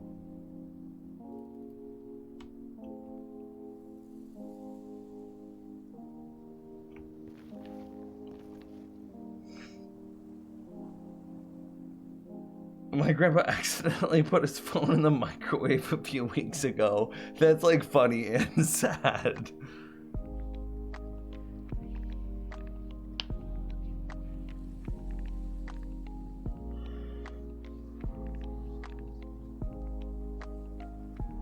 I think Selena Candy has a Pixel 3 when her Apple some died.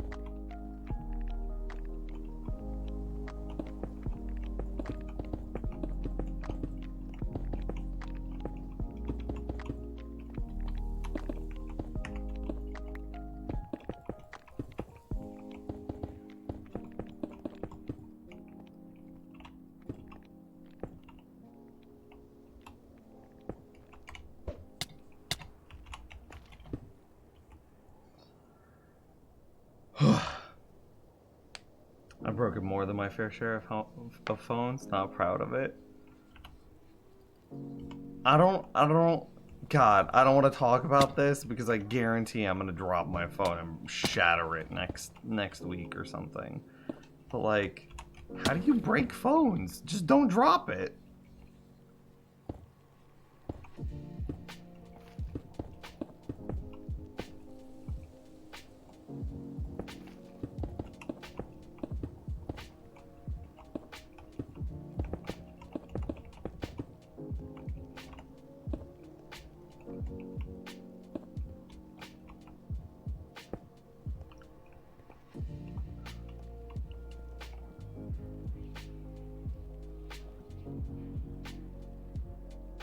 Epic's the 3A. I'm all about their cheaper versions. Dude, that's smart though, because there's no reason, like 90% of the time, to get the big expensive stuff.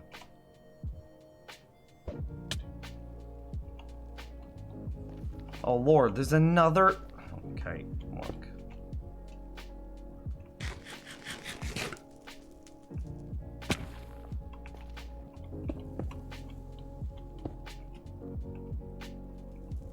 Every single block is better rates for the piglin farm.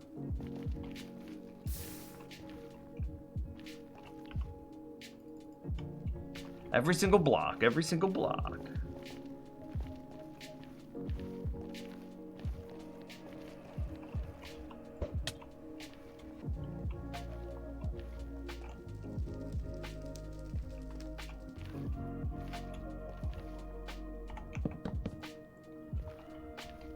I'm gonna light that up so that way I know to come back and do it. But then I'm gonna start on like this point. Yeah, and we'll work backwards here.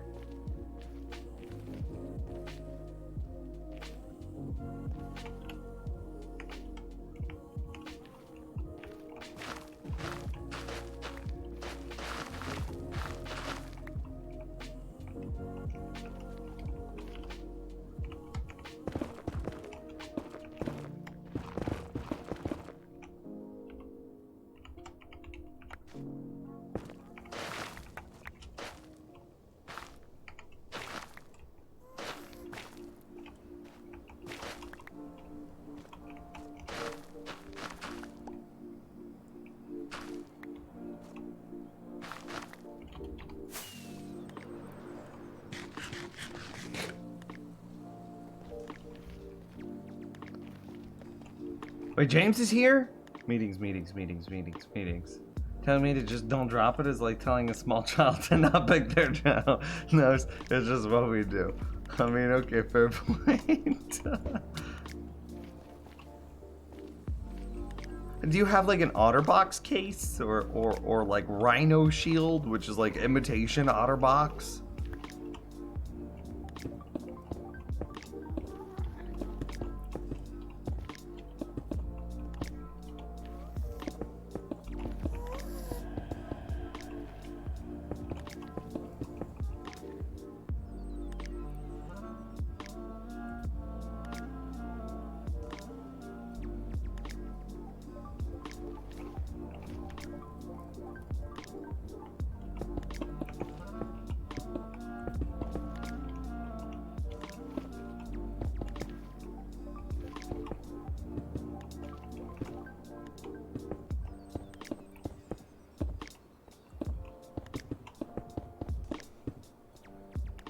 I live for OtterBoxes and screen protectors now. I've only broken a phone itself in the last 5 years when I had taken out my case off for some dumb reason and dropped my phone then.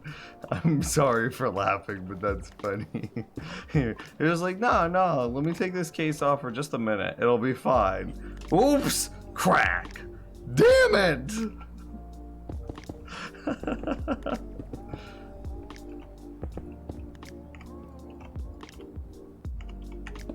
I find that very humorous.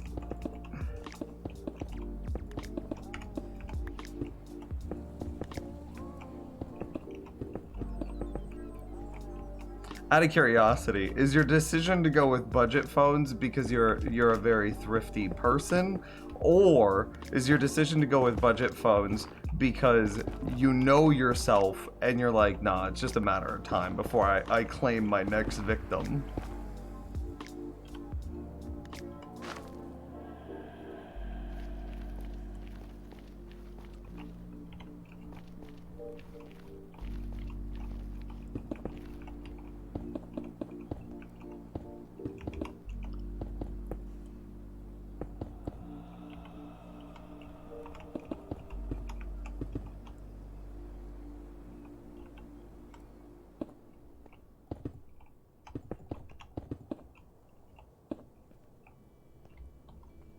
Not bad, not bad.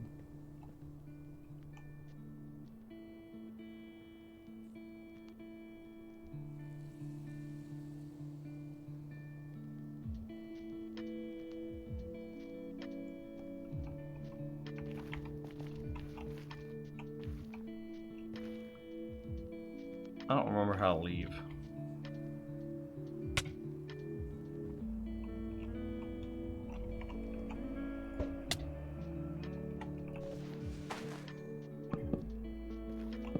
I light this up so that way future NIMS can know that this is an area that still needs work.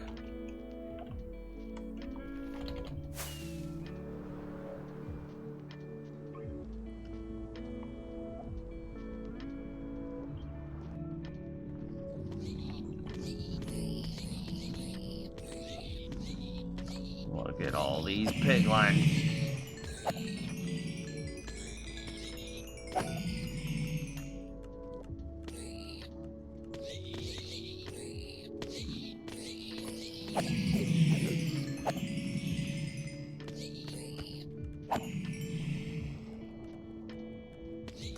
Cases with strap and wallet cases are my savior. Yo, I've been thinking about ditching a wallet. Like it's such like a, feels like such an antiquated thing to have. Like, let me just have this flap a dead animal in my back pocket and then just shove a bunch of plastic inside of it. It feels so antiquated.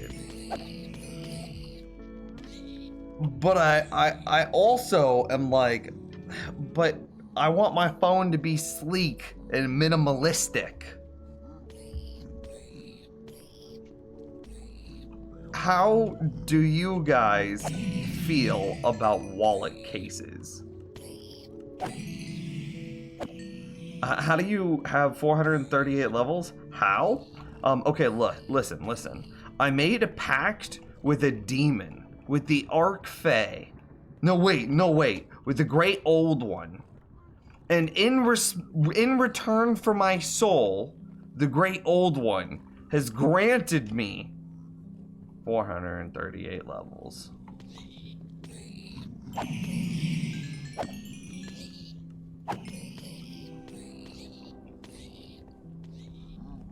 I have a bunch of really powerful AFK farms, my man. Like, that's really just the long answer, or the short answer.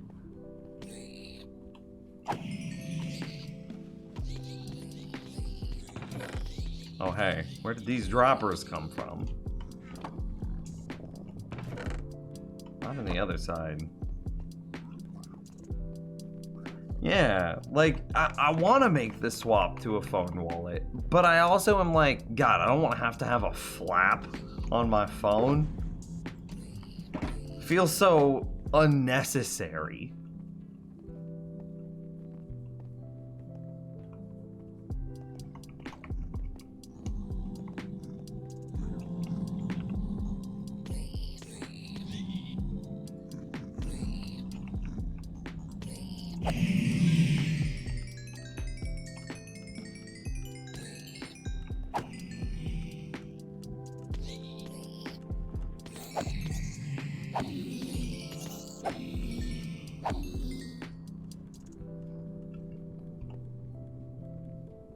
I carry too many things in my wallet that aren't redundant.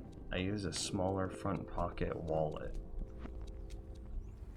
How many things you got? Dane updates it? How many things you got? What are you putting in there? You need a driver's license and a debit card, and that's it. And like the debit card, yo, you got like NFC chips everywhere. You can put that in your phone. So you're gonna have a proof of identification, and that's like literally it. How do you sort all the stuff you get? You know, I built a little bit of redstone. Just a little bit. LOL.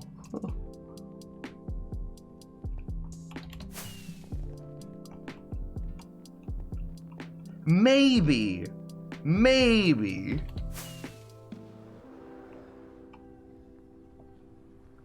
You have like a medical ID or something like that.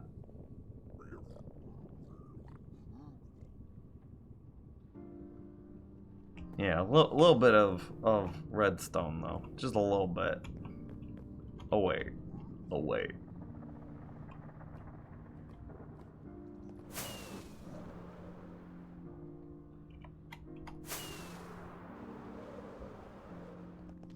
Just a little bit of redstone. You know, honestly, now that it's all said and done, it doesn't feel like that much redstone. It actually doesn't. You have an overworld, or do you live here? Yeah, I have an overworld. It's even bigger and more complex than this. I just throw everything in the diaper bag these days. That's thinking with portals. Medical cards, multiple debit credit cards, ID, membership cards. Man. Am I doing it wrong? A library card? So like every membership card, they could just look you up. You're like, oh yeah, no, I'm a member, but you gotta look me up. And they're like, okay, what's your stuff so I can look you up?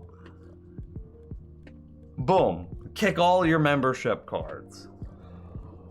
I don't understand why you would have multiple debit cards. That doesn't make sense to me.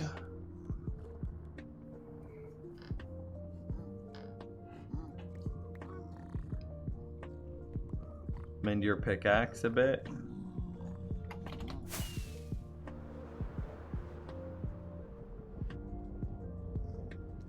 Man, we got so much more area to do.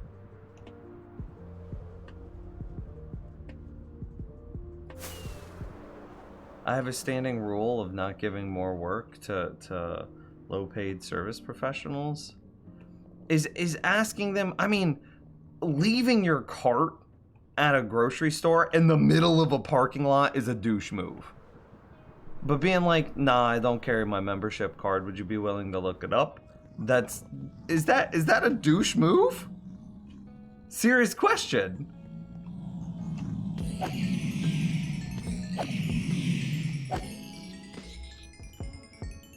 Driver's license, debit card, 2 credit cards, and $80 to $100 cash in my wallet. I mean, I understand. I don't understand multiple debit cards. What you got multiple bank accounts for?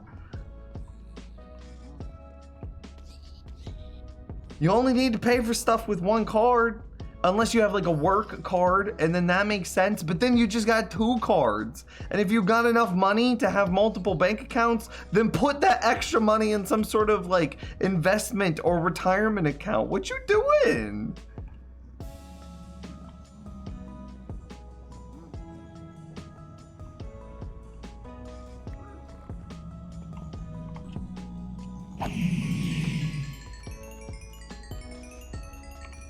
Oh yeah, you wanted me to repair my pick. I did it. I don't know if I'd say it's a douche move, but it's definitely inconveniencing them.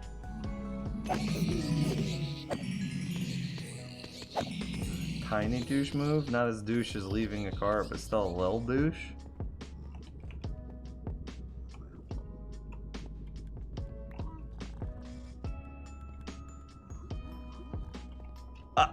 My world is being rocked right now. So there's like so I play Magic the Gathering, the card game, because I'm a super nerd, right?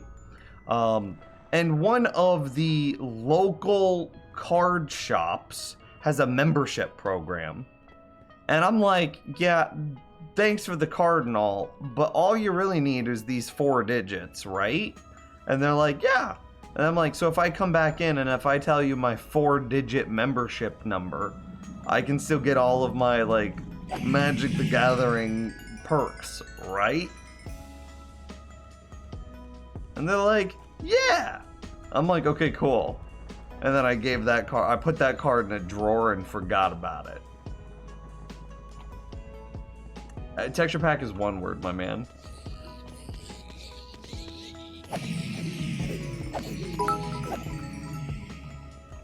They did not seem at all upset or inconvenienced by me being like, oh, so all I need is these 4 numbers? Yeah. I think they were just very hyped that I got like a membership card with them. How do you have golden carrots? Yeah, I'll go get some. This is my overworld. Oh, kind of overflew a little bit. My big goal is to keep key count down on my key ring. Dude, same. I mean, I only have like 3 keys on my key. No, I might have 4. Truck key, car key, house key, truck trailer hitch key. That's it. 4 keys on my key ring. Nothing else.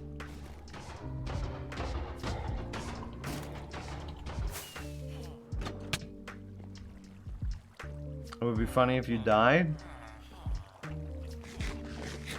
Well, I'm level 3, or I'm level 438 at day 3,303, which is a great number, with 41.98 days played. So here's what we're gonna do.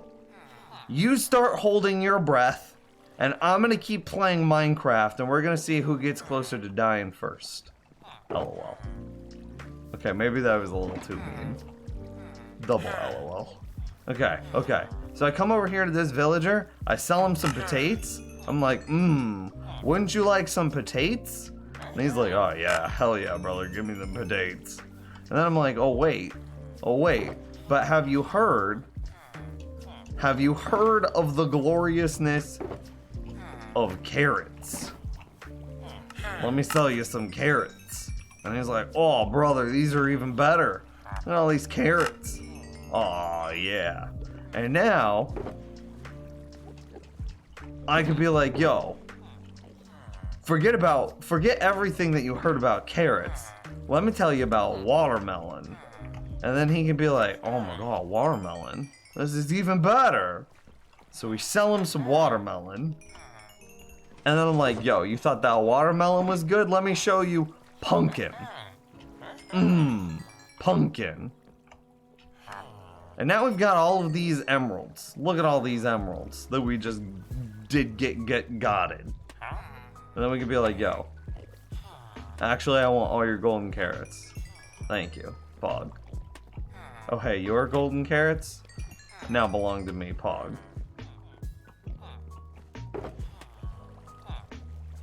And that's how we get golden carrots, fam bam.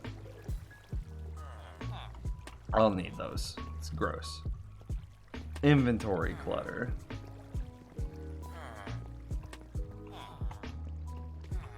Your boyfriend has the keys from 3 apartments ago still in his key ring? What? Dude, my key ring is clean.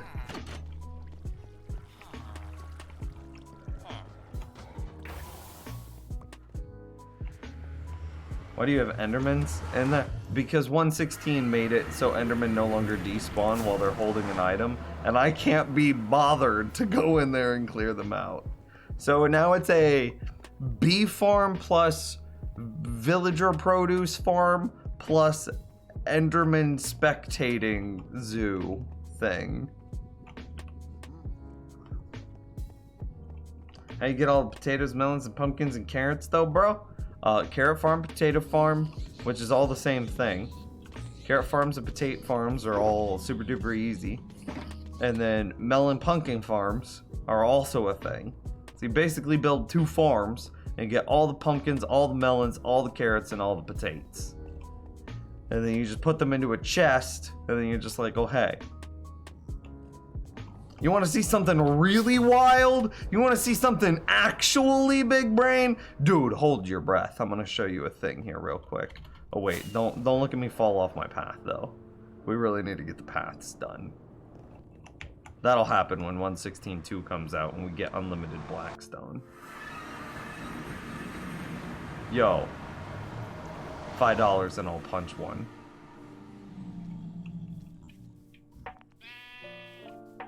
$20 and I'll take off all my armor and punch one. Overconfidence, chat robe.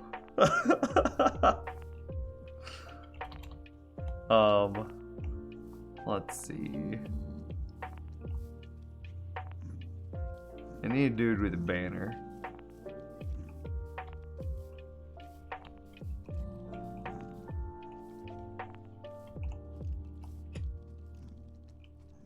I don't see a pillager with a banner. I'm trying not to let these guys despawn yet.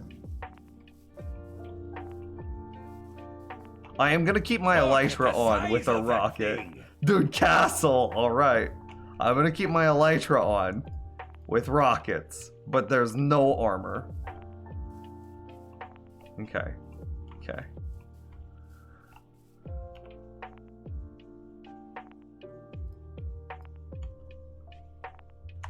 Alright. Okay, I think it's most fair if I'm dead center of the pack. Yes, I think we would all agree that this is... I don't know where all the ones on this side went. Yeah, let's come over here a little bit. This feels pretty center. Yeah, look at the ones there. We got ones behind us. This feels pretty fair.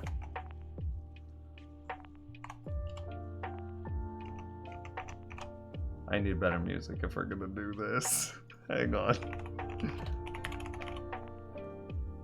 2 seconds.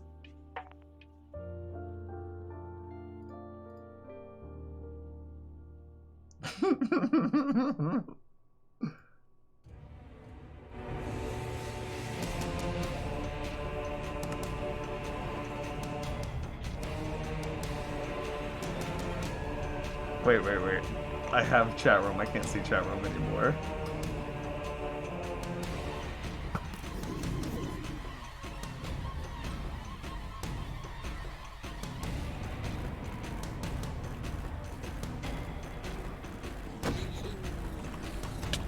Whoa! 6 hearts in 1 hit! Woo! Buddy, let's go!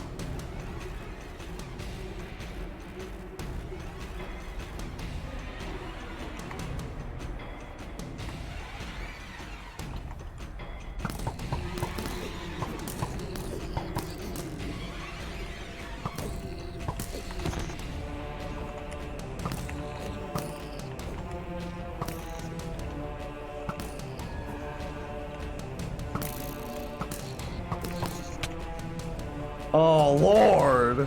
Oh, this guy, the Jukes, he was in the water.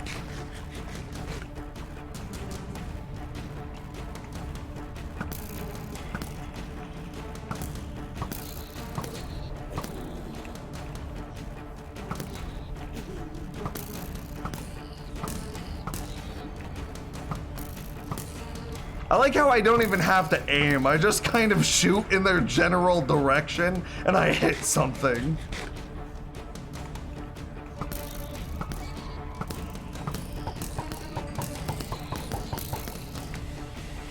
Oh no! Player 3 has entered the game! No!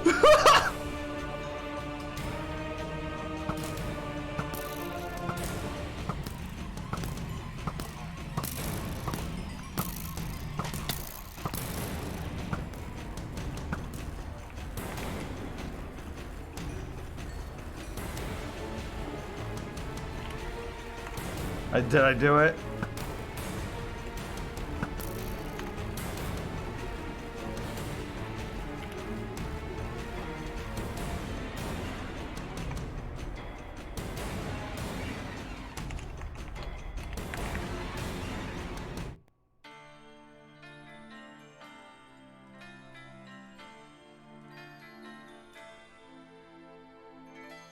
The winner takes all.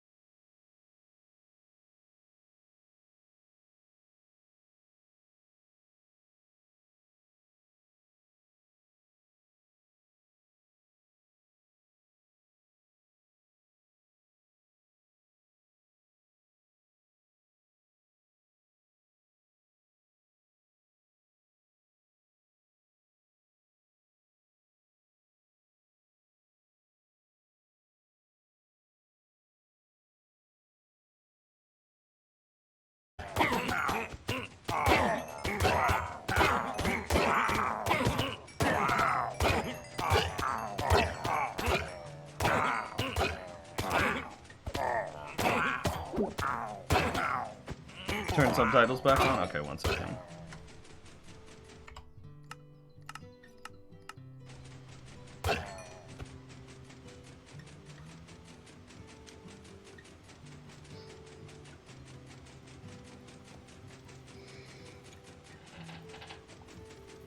I am complete. You know how you can get like the bad omen effect, and then you run it into a village, and then you have to fight pillagers and evokers and I can't even remember, ravagers.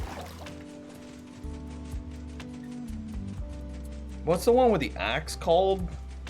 I don't even remember. Well, I'm doing that all automatically right now. Vindicator, there you go.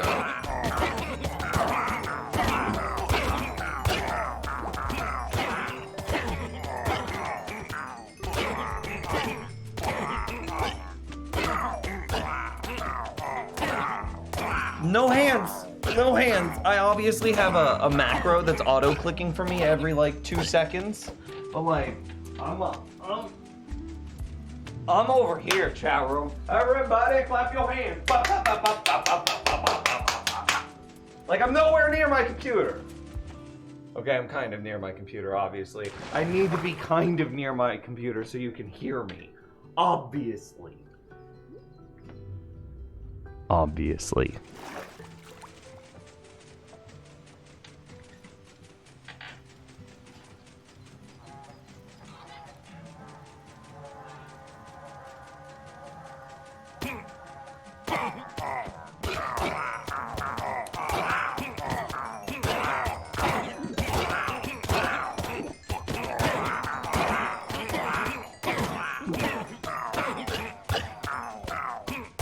Easy peasy.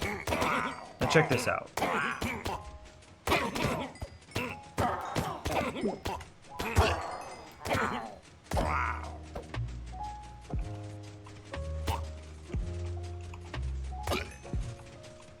That guy was super delayed. Okay, so we're done. We're done. I'm gonna shut it off. Okay, it's empty. I'm gonna clean up my inventory. So first things first. We need to drink a milk bucket.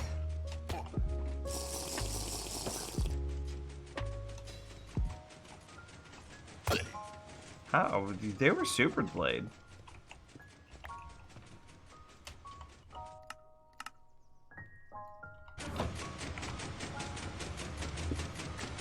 I need to figure out a way of shutting that off. It's very obnoxious to me. Blah, I don't care. So, pretty good, yeah. Don't need that, don't need that. I don't really care about these totems. Deuces totems.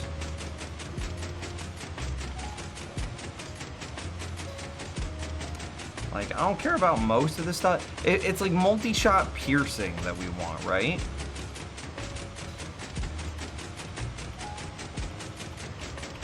I don't care about any of this.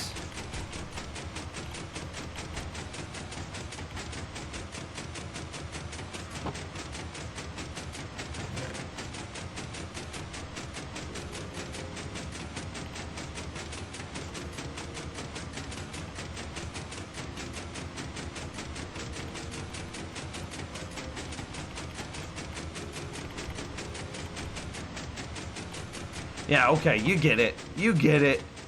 Insane farm. And like, they take what is normally one of the hardest things to get into the game reliably.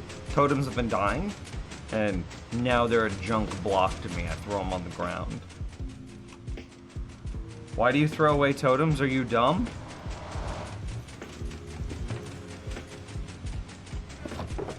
I'm good.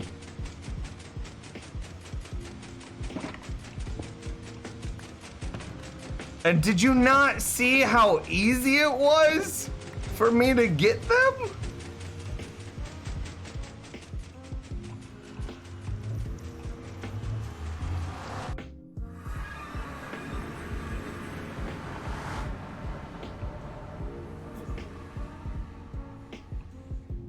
That's a problem.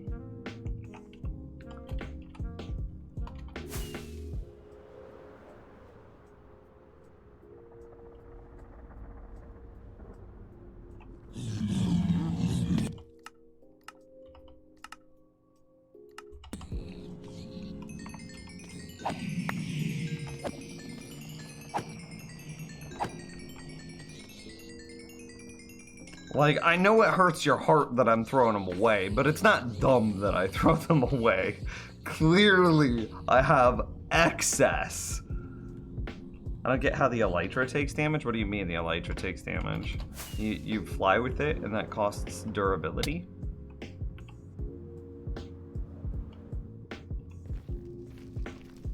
Right, and like, I'll throw away emeralds too, which also makes people real sad. And I'm kind of at the point in my game where like diamonds are a meme now, so I'll probably start throwing away diamonds soon as well.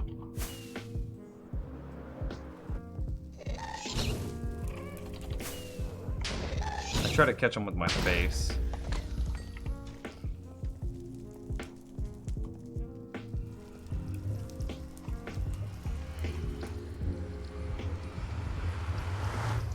Make a piston door where the only way to open it is to burn a diamond. That'd be kind of incredible, actually. I came to the overworld to get blocks. I need some cobblestone. I'm about to fight the Ender Dragon for the second time. Any tips? Ever? Hardcore or regular or traditional survival? I wish I would have used a regular pickaxe and not silk touch those.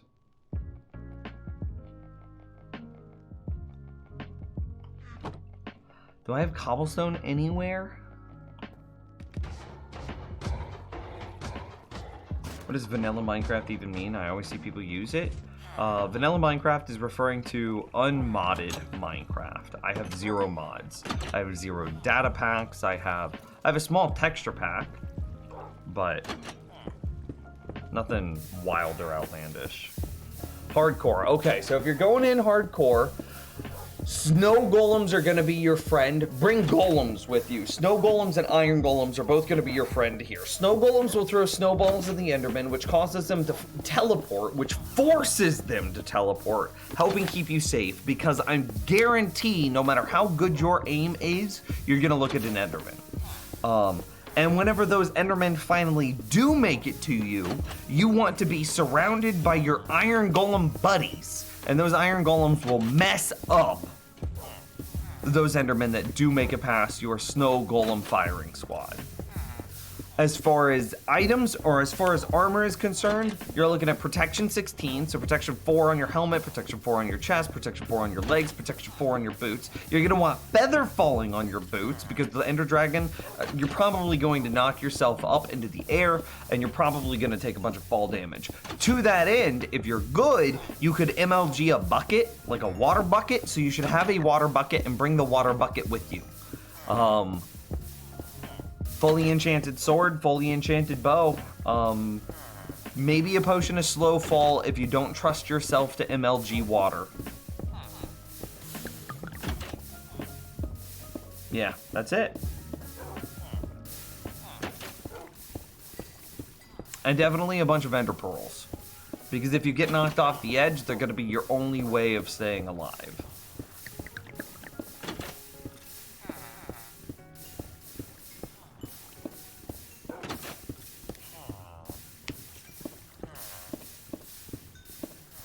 Beds are useful too. No, that's a meme. That's a bait.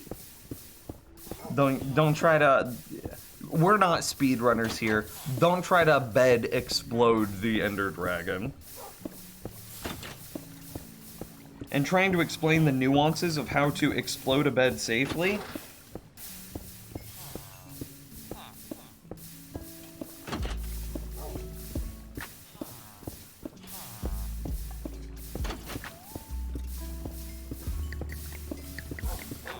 How do I make a slow falling potion?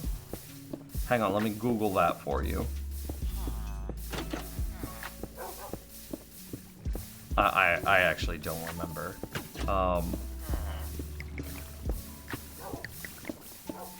Phantom membranes, there you go. Quick fix for iron golems not being pushed in water? What do you mean? Iron golems are definitely pushed in water. Why are you doing this? Is your mouse auto-clicking? I'm holding down left click, and I'm doing this because I need cobblestone. Perfect, man.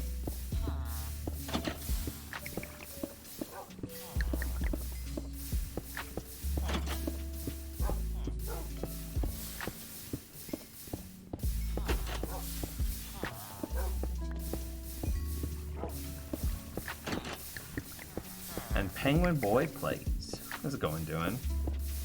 Sometimes they just stand in it and don't move in the water? I mean, do you have a dead source? Because, like, my Iron Golem farm is definitely working no problems. I had to do a little bit of modifications for 1.16, but my water streams were fine. And that didn't really affect how they spawned. That was just, that was just how we, you know, processed them.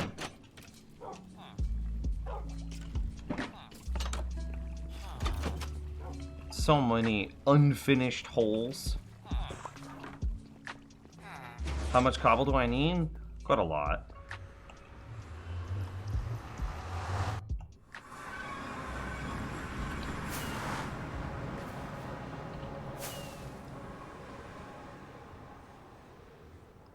Quite a lot. Want to see something else that'll break people's hearts? I'm making diorite.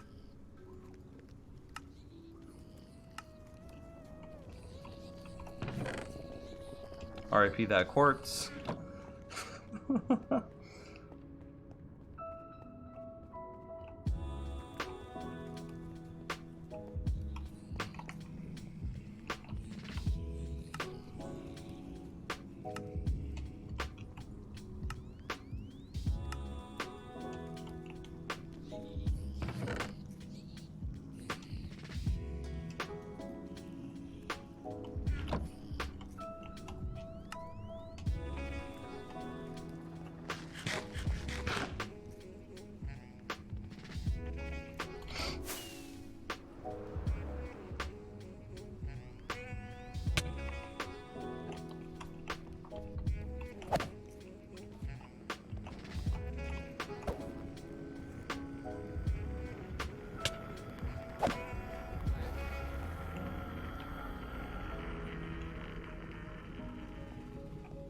Where are these guys coming from? I get where the Enderman's coming from. I don't get where the, like, these little piglin come from.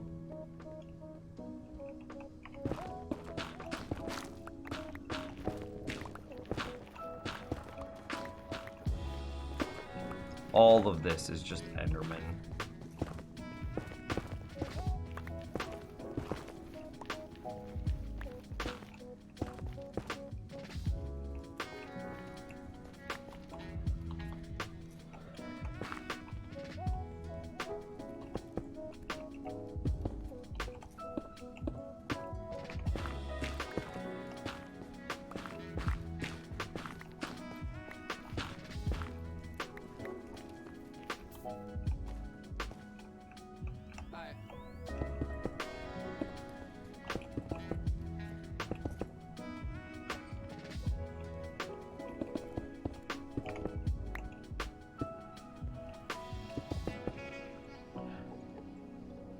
I don't know how often you check Twitter, but after the stream you should really check Twitter. What happened on Twitter?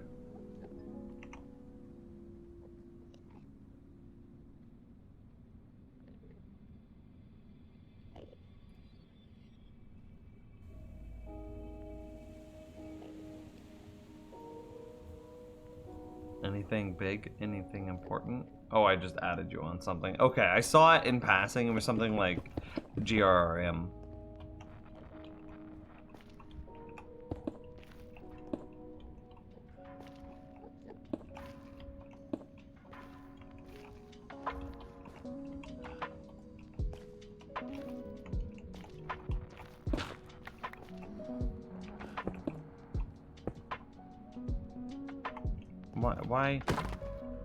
Why no attack, dude? You had every opportunity.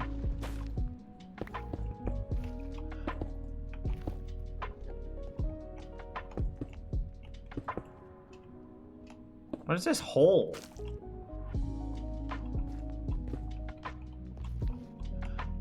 That I'm now trapped in.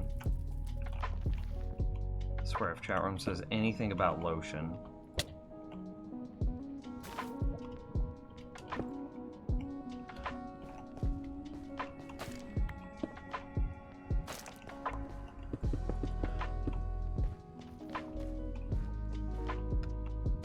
That's fair, that's fair. Sometimes I look at Twitter. I do need to get better about using it, for sure.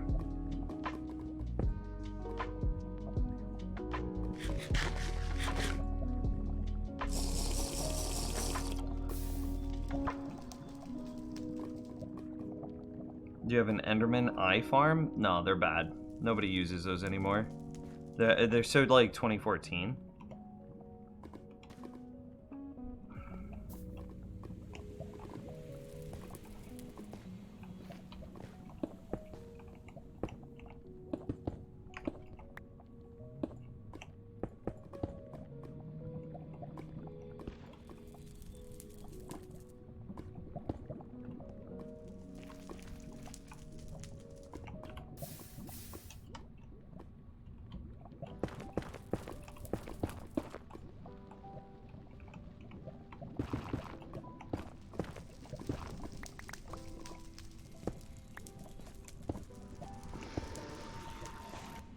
Flawless. Makes perfect sense.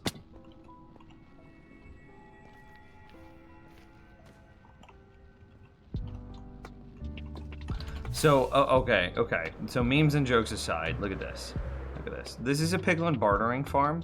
So we farm our gold by killing piglin here, right? Everybody understands that. Easy peasy. You get a bunch of gold. Okay, now you got a bunch of gold. Okay.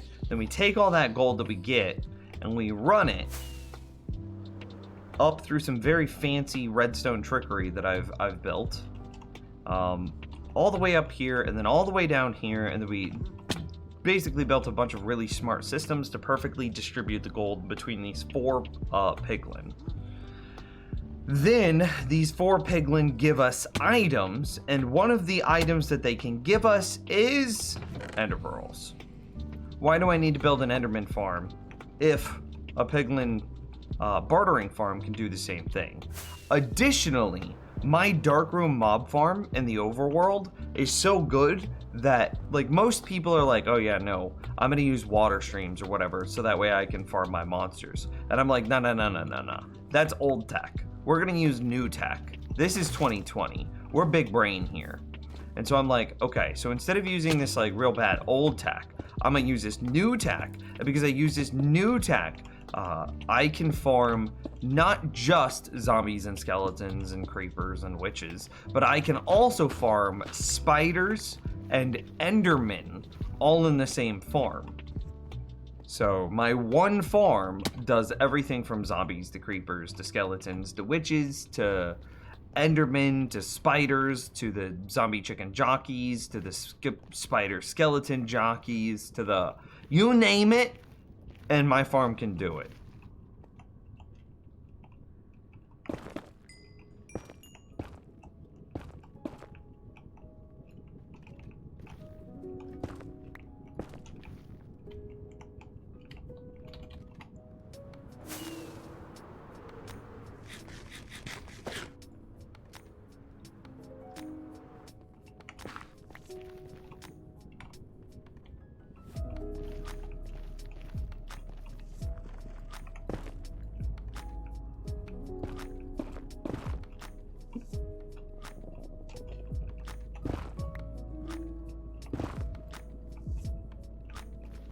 So enderman farms are very, in my opinion, are very antiquated. They don't need them anymore. There's so many other better ways of getting ender pearls that don't require a dedicated farm. Because with the example of my overworld mob farm, like, I'm getting ender pearls, but I'm also getting rotten flesh and witch drops and bones and arrows and redstone, glowstone, gunpowder, string and spider eyes and sticks and glass bottles and ender pearls. And it's right there with the convenience of my overworld. Or what about piglin bartering, right? I'm able to get ender pearls, yes, but I'm able to get blackstone and glowstone. Well, not glowstone and blackstone simultaneously, but I'm able to get blackstone and crying obsidian and regular obsidian, and I'm able to get fire charges, and you know, the list goes on and on. Why would I build a dedicated enderman farm whenever those farms do the same thing, but also better?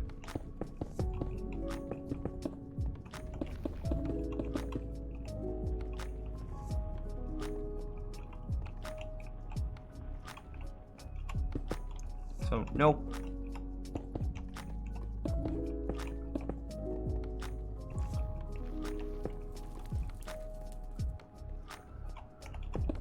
And then I really should be working from the inside outward. That's better for me.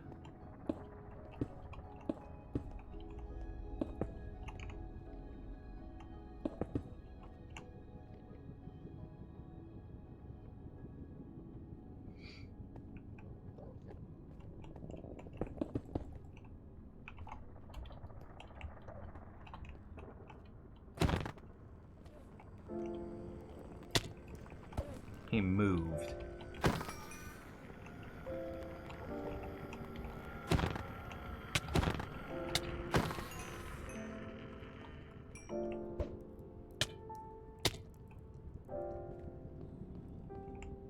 It's not fair. He's not allowed to move while I fight him. If we ever did duels, chat room, that would be a rule that you have. You're not allowed to move while I fight you. I think that's fair, right? They have a nether fortress? I have many nether fortresses. One of them I've converted into a double blaze spawner.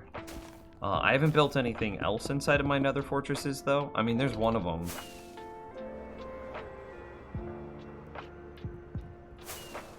Like right here. And this is where we plan on building our wither skeleton farm, because we've got a double intersection right there, and I believe that that's the best intersection for building a wither skeleton farm. And it's just a hop, skip, and a jump over this way, right?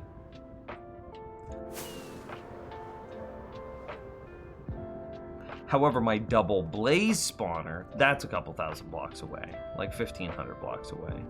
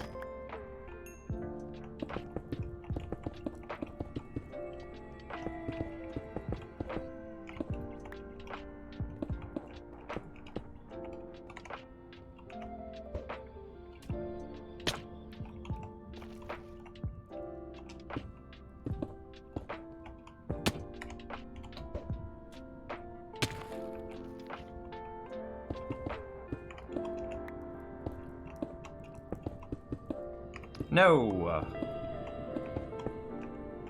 What version was this world started in? 1.15, I believe? It was started January 27th of this year. However, I reset my nether whenever 1.16 came out, so that way I'd get all the new nether generation. Ooh, he had a fire aspect sword. What a big boy! Yeah, it was started in 1.15, however I reset my nether completely so I'd get to take advantage of all of the new 1.16 generation.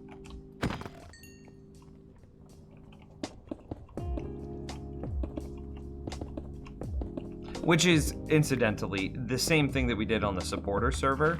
So that way, instead of... you know, think that you've got a bunch of people playing on a server and that you've got everybody's traveling around, finding places, building paths, using the nether.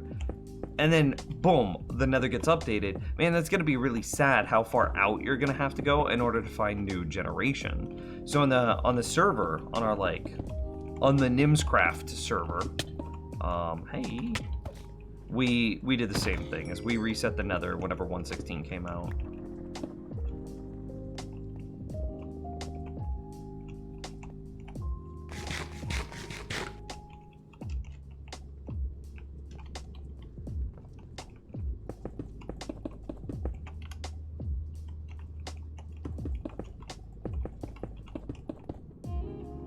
Because he's good. I'm not that good.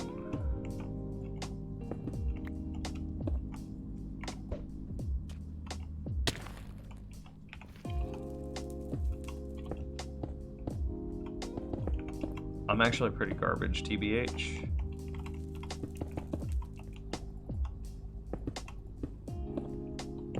Like, real talk. I feel like I'm average at best.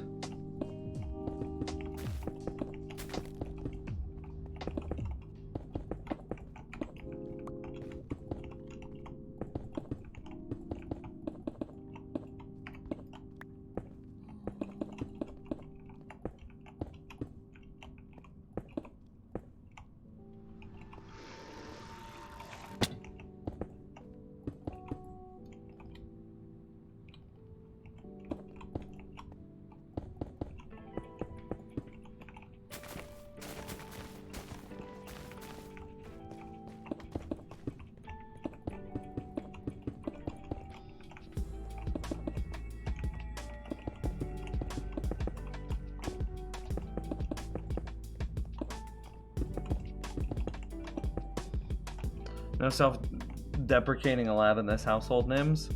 I mean, I'm not trying to joke or meme here. I actually feel like I'm average at this game. Which like if I try to look at it objectively, I recognize that it's very unlikely that I'm average, but that doesn't change how I feel.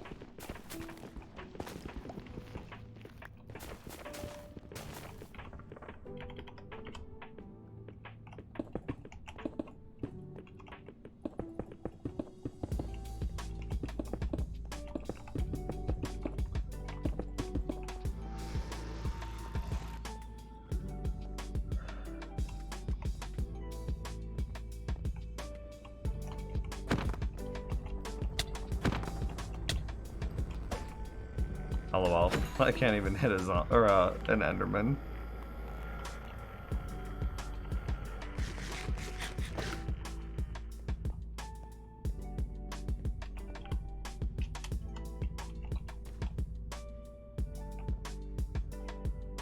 Did you use a farm to get all the polished slabs? I mean, you saw me make them. I made them literally like 5 minutes ago. What? I made the cobblestone, and then I combined the cobblestone with the quartz that we get from the Piglin bartering farm, and then that gives you diorite, and then you just convert the diorite into polished diorite, and you're done. I literally made all of these slabs, no jokes, 5 minutes ago. Oh my god, I did it twice. 5 minutes ago.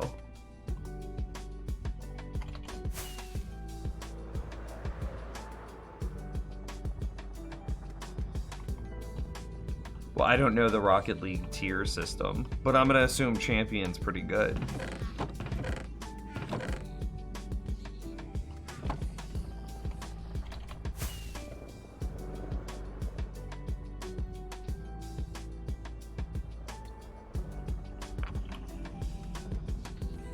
Well, I mean, I died in the 3 worlds that led up to this one.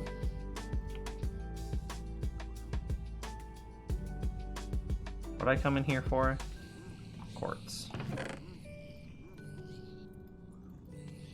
We'll leave it. You remember that? Do you remember those first 3 worlds? We had a water world.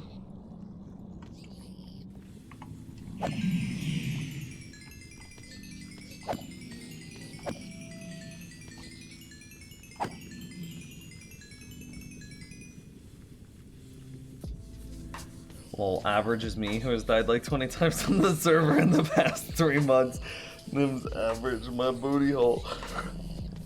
Ugh. Stretch. I mean, again, I died. Not in this world, but this is hardcore number 4. Obviously, to get to number 4, I had to die in 1 through 3.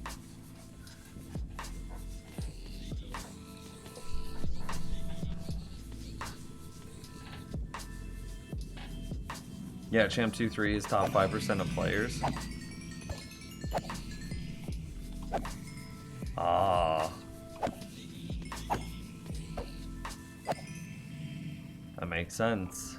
Yeah, but no, you're average. You're average.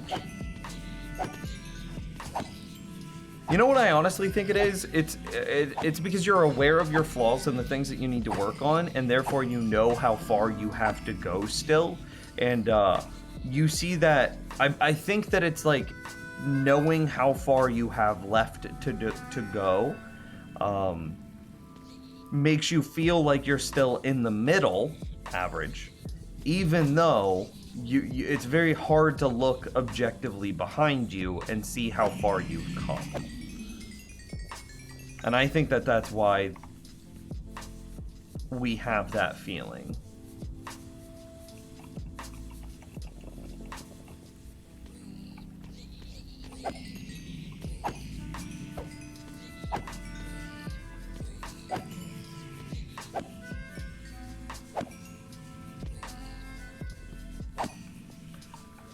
I need cobblestone, is what I need.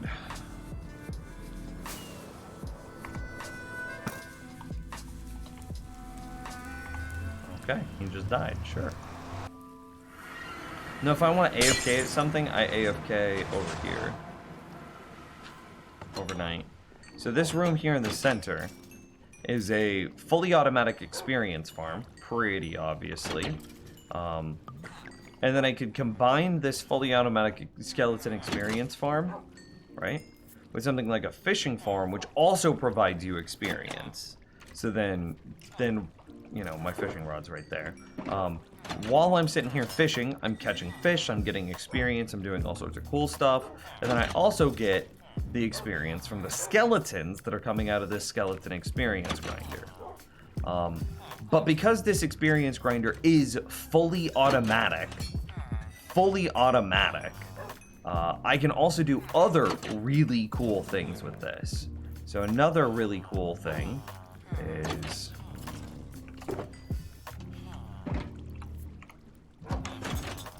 I can set up a tree farm to automatically grow, harvest, and crush trees.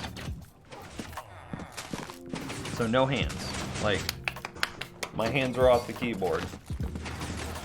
I can like full on leave. And see, here's the thing. With a farm like this, because it's being fed by the fully automatic experience farm, the durability on my axe is stable because it's being constantly repaired, well, even though I'm actively using it to cut down trees. And then because my axe is stable, I don't have to worry about like dispensing or replacing the player's pickaxe while he's AFK. So all I have to worry about is crushing as many leaves as possible to make sure that we get as many saplings to propagate the farm into infinity. And then the other thing that I need to worry about is producing as much bone meal as possible so that way we can continue to bone meal spam our saplings in order to continue to quick grow our trees. So like, if you're talking about AFKing for long periods of time, doing really cool stuff, this is the sort of thing that I'm looking at. What auto clicker are you using? I just have a fancy keyboard. But you would be able to do everything that I'm showing here with the F3T trick, or just putting a weight on your mouse.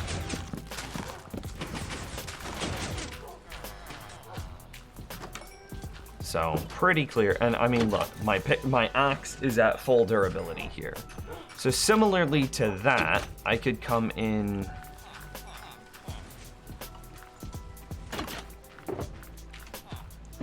I could come over here to a cobblestone generator, and, you know, my pickaxe is full durability. I then start mining, and obviously I could turn on a haste beacon, but I'm not a big fan of leaving haste beacons turned on all the time.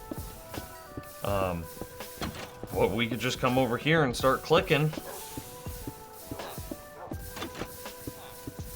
And I don't have to worry about the durability on my pickaxe because the fully automatic skeleton experience grinder is providing me with a constant, steady, good flow of experience, which is keeping all of my tools topped off, even though I'm actively using them.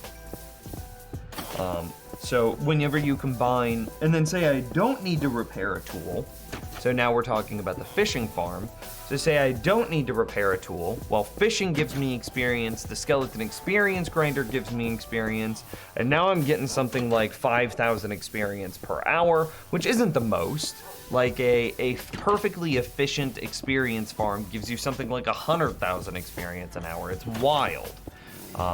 But 5,000 experience an hour is absolutely nothing to shake a fist at. And it allows me to do things while I'm earning that experience, like fishing, like cobblestone mining, like cutting down oak, spruce, birch, and jungle trees. All of those work inside of my tree farm. I also have built like pumpkin carvers that work off of this. You know, nano farms also work. Netherwart farms, AFK netherwart farms. So you can do all of that while being supplied with experience from the skeleton experience grinder. And then going into Yahweh's comment there is you could also set up something like a kelp XP farm. So now I'm AFKing in this one set position over a long period of time, right? We know where the player's gonna be. We know what the player's gonna be doing because they're in their AFK room. So then we could build a bunch of other farms that take advantage of the fact that we know the player is going to be inside of this room for a huge amount of time. So then we could build our darkroom mob farm in a way that's perfectly positioned around this room. We could build something like and this goes back to Yahweh's comment, a kelp XP farm. So while I'm AFKing, earning experience from the skeleton auto experience grinder while I'm, you know, fishing or cutting down trees or mining cobblestone or whatever I'm doing. While I'm AFK doing all of those things, I do have a kelp XP farm also running simultaneously. So if we look at this purely from like an experience perspective, I could have a skeleton experience grinder, a fishing farm, and a kelp XP farm all running and generating the player experience while I'm not even at my keyboard. I could be upstairs, I could be away watching a movie, hanging out with a girlfriend. I could be sleeping, I could be eating dinner, I could do whatever. I could be pooping, chat room, I could be pooping. And I'm still getting experience. That's good. How much wood did you get? I don't know. Take the number of trees I cut down and multiply it by 4.5 because that's how much wood you get from one tree cut down. And of course I come back in here. I could be pooping. No, there's no G on it, Dane. It's just a P-O-O-P-I-N apostrophe. Pooping. I'm just gonna say that a whole bunch now. Is there a farm that gives you experience, but you don't use a spawner, so I could use that farm, or do I have to explore and get a skeleton farm? Okay, so yes, you could use you could take my kill chamber, because my kill chamber is basically necessary. If you use any other kill chamber, it's a subpar kill chamber. I would be willing to dive deep into that, but that's a separate conversation. So what you could do is you could take my kill chamber from my skeleton experience grinder video, then build your favorite darkroom mob farm. You'll have to exclude spiders from spawning and exclude endermen from spawning, which means that the only thing that you should get in there are zombies, creepers, skeletons, and witches. Okay. Well, zombies are attracted. You could rephrase. Skeletons are the only one of those mobs that are scared of dogs. So you could use a combination of the skeleton's height being exactly 2 blocks tall with, so you could filter out witches and creepers easily because they're shorter than skeletons and zombies. And then, now that you have it just down to skeletons and zombies, you could filter the skeletons and zombies apart by using villagers to bait the zombies and wolves to scare the skeletons away. And then you could have a clean, steady flow of skeletons from a Darkroot mob farm. Now, obviously what I've just described is way more complicated than just setting up shop around a skeleton spawner. But your answer is a yes. Yes, 100% you can do that. An overworld pigment farm might work? Nah, it doesn't give you experience. There's only a couple of things in the game that automatically give the player experience. And the easiest one to manipulate, in my opinion, are wolves and their relationship with skeletons and wither skeletons.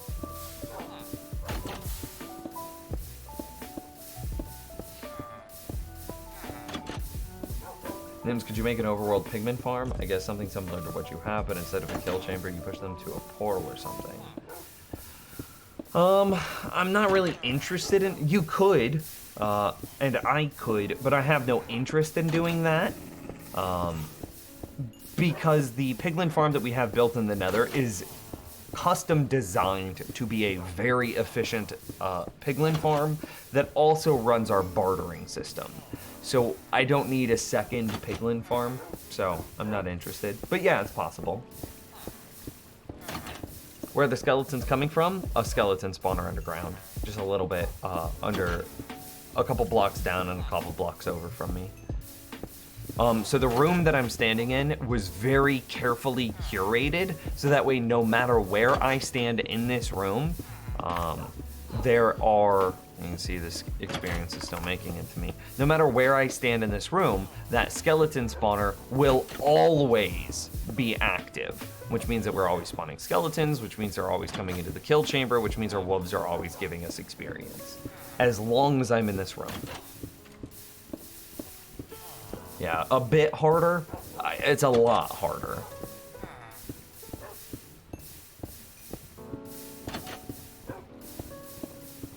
I'll show you. I'll show you in a second. I've been wondering about using portals to move mobs between realms. Any real benefit? Avoiding the mob cap.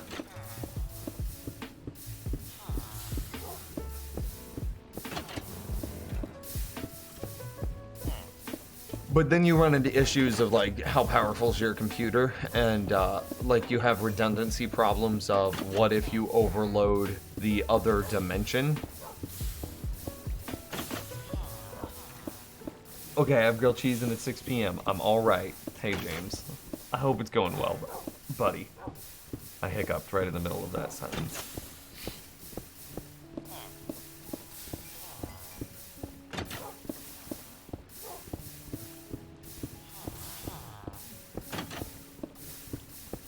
And see, like, look at the durability of my pickaxe. We've been here just getting cobblestone, no questions asked.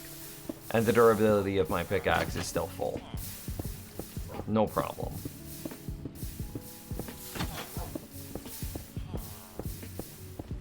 Yo, James, I'm telling you, you haven't lived until you've used mayonnaise instead of butter on the outside of your grilled cheese sandwiches.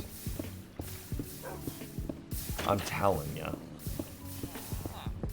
Like, and I'm talking a light schmear. A light schmear of mayo.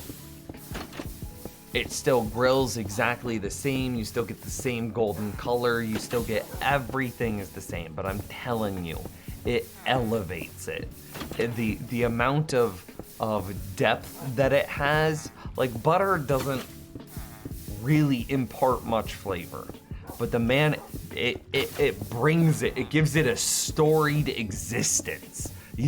That sandwich is something like that a a coal miner would come home and he's like, yes, this is what I want after a long, hard day of working in the mines. He's like, this grilled cheese sandwich has some depth, has some character. I'm telling ya, I was the same way. I was the same way, James. But then I tried it and I was like, dude, I can never go back.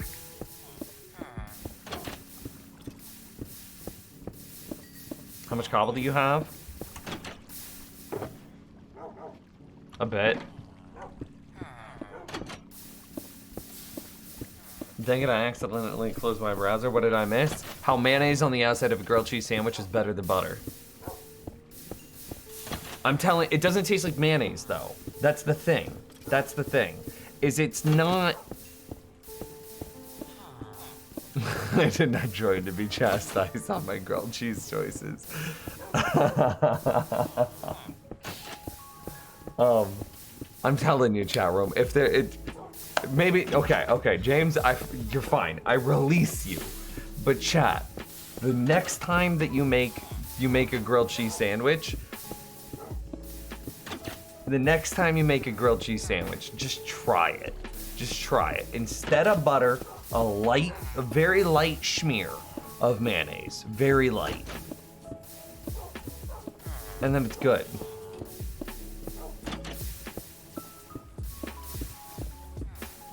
Nim, should I order some KC Joe's for dinner? Oh my god, that sounds so good. I forgot you were in KC. Yo, Yahweh, Clawley, I don't know if she's still here, but Clawley ordered some Gates barbecue sauce after the number of barbecue conversations we've had on stream. While obviously every Kansas Cityan has an opinion on the best Kansas City barbecue sauce, could we agree that Gates is one of the pinnacles of Kansas City barbecue?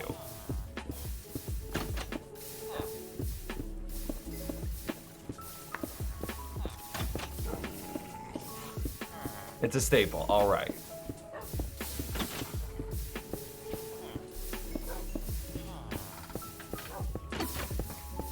I'm new, and is your goal level 1,000? My next goal level, I think, is 500. But yeah, realistically, I want to push 4 digits. I like spicy, so the Night of the Living Hog is one of my favorites. I don't think I'm familiar with that one. I just followed, and why is there no notification? Because we had a bunch of bad actors that would make really crappy, like, hate speech names, and then spam follows in order to, get that garbage hate speech name on stream. That's a KC Joe sauce. Oh, it's like a derivative sauce. Okay, I see. I'm pretty familiar with like most of the mainline sauces, but like the derivative sauces that some of the places has, I'm not so familiar with those. What is your XP farm? I'm in it right now.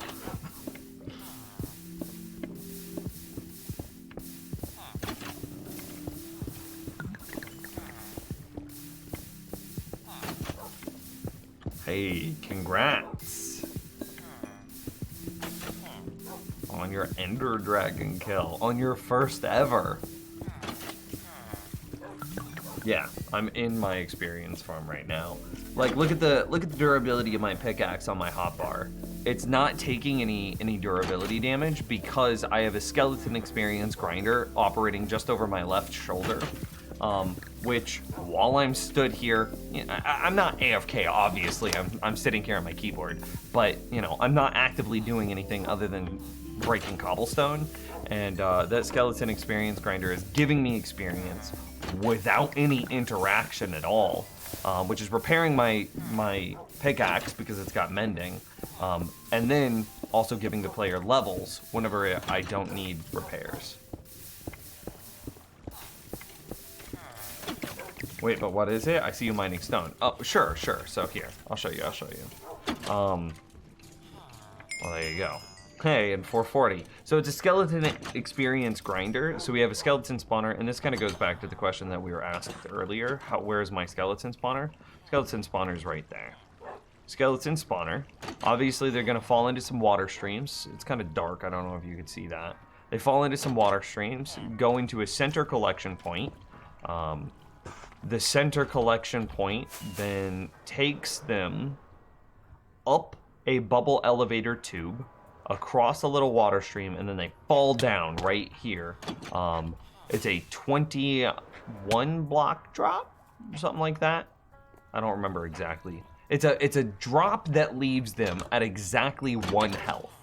And then wolves are the only thing in the game that the player can own that also automatically attack things. And because the wolves are owned by the player, when they kill a mob, it's counted as a player kill, which means that they drop their rare drops and their experience. So while I'm AFK, I could use the experience that is generated by the skeleton experience grinder to do things like repairing my mending tools while I'm just stood here. Does that make sense? So that's why my cobblestone farm doesn't need any sort of pickaxe repair, pickaxe replacement. Or, yeah, rephrase. That's why it doesn't need any sort of pickaxe replacement or pickaxe dispensing, because I repair my pickaxe while it's being used.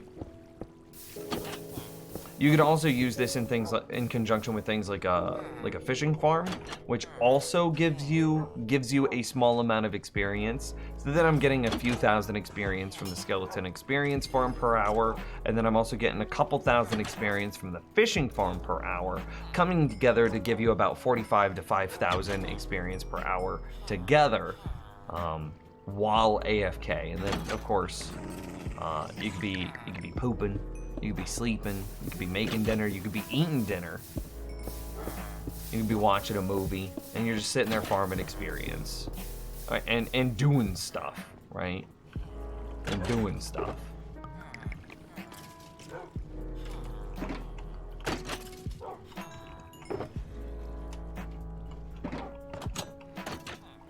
You could be pooping while eating dinner, exactly. I thought fishing was patched. Fake news, like non-ironically fake news. It makes me so very angry. Fishing didn't get patched out of the game. Fishing just got nerfed. So fishing as a fishing farms are broken up into 3 different categories. You have your fish loot table, you have your junk loot table, and you have your treasure loot table.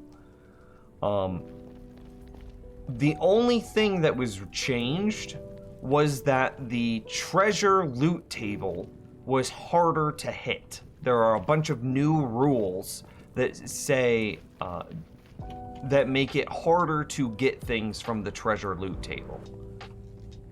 The junk loot table and the fish loot table are exactly the same as they've ever been. Which means that you can still fish farm like normal, you just don't get treasure drops. But it absolutely still works.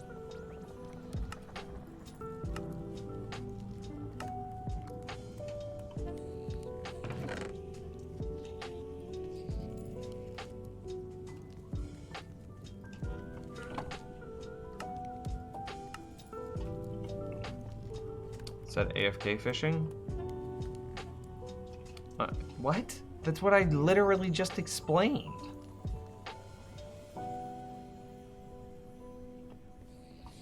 Why do the trapdoors on the skeleton experience farm have to open? This is a great question. Very, very good question. And it's why, this is the reason why my kill chamber is better than every other kill chamber that's out there. The wolves won't attack the skeletons unless the wolves can see the skeletons. How mobs determine what they can and can't see is they have sight lines. So if we look here, you can see this like red line. Well, that red line inside of their hitbox is representative of their eyes. So here, we'll come over here and take a look at this. So we can see that red line is what they can see. Cool. We need to make sure that the skeletons cannot shoot the player. We need to make sure that the skeletons cannot shoot the wolves, but we also need to make sure that the wolves can attack the skeletons.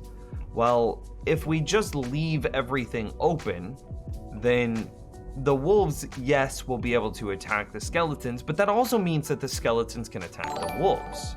Hey, manifested with the raiding party of 5. Welcome. By opening and closing trapdoors very quickly, we are allowing the wolves to see the skeletons and thus begin their attack. But skeletons take 3 seconds, I think is what that number was, some amount of time to draw their bow and then fire an arrow. While the timing of those trapdoors opening and closing is 1 redstone tick longer than what it takes for a skeleton to draw and fire an arrow, which allows our wolves to attack and kill the skeletons, but prevents skeletons from ever being able to attack the player or the wolves in return.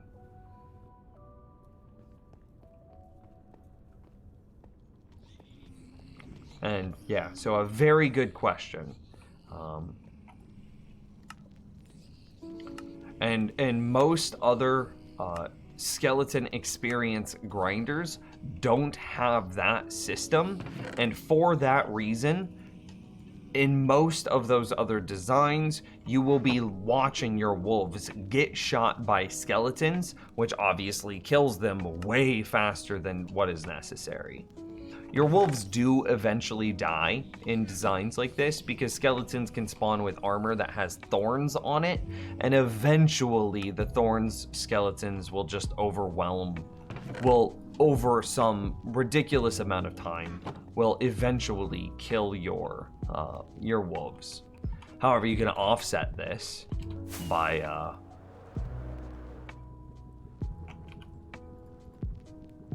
just healing your wolves before and after every AFK session by feeding them meat, and then limiting your AFK sessions to like 14 hours. Obviously, you can't AFK forever at one of these.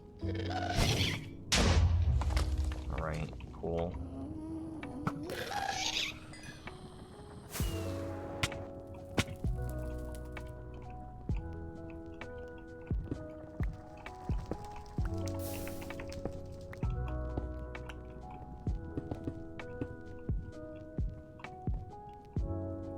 Have I found a natural pink sheep in this world? Not that I can think of offhand.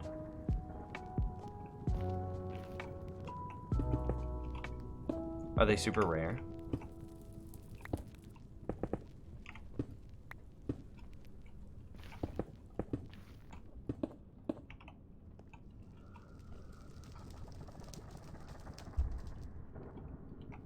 Only 14 hours? Is that even an AFK session?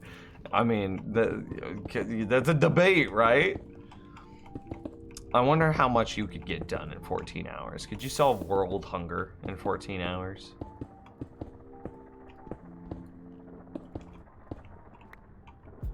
Is that even enough time? Clearly not. Back to the drawing board, scuffed design.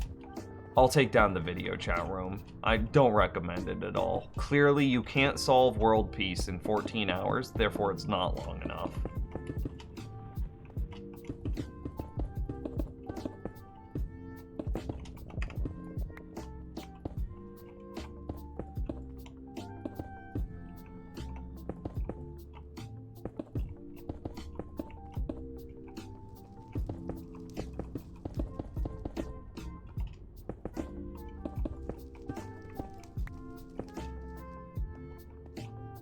What should I do if I get bored in Minecraft? Build a farm that you've never built before.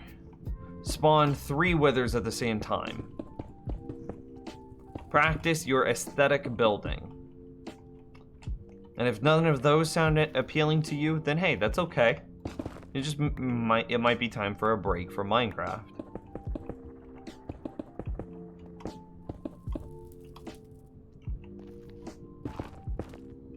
Why do slabs prevent mob spawns? Because mobs can only spawn on full blocks, and slabs are half blocks, so mobs can't spawn on them.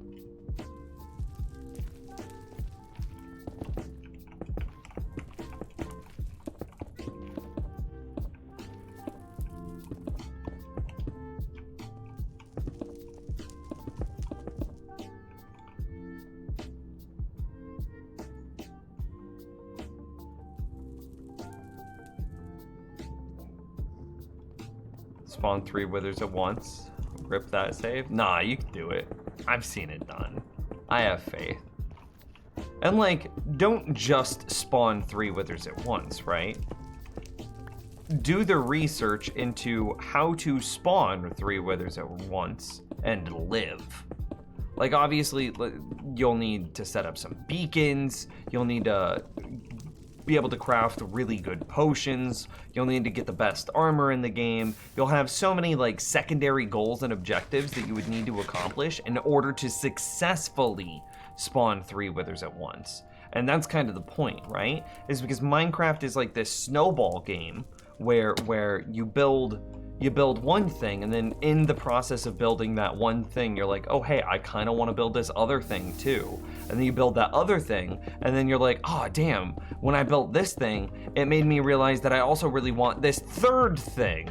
And then you build the third thing, and then on and on and on and on that goes. And that's what Minecraft is to me.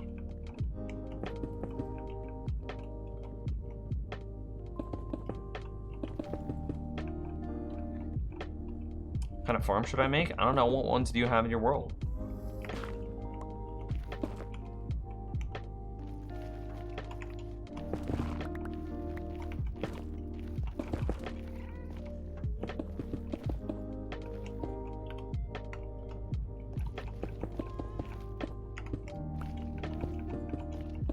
Have you ever built a gold farm? Have you ever built a piglin bartering farm? What about a guardian farm? Those are fun. Build a guardian farm, and then make your whole world out of prismarine blocks.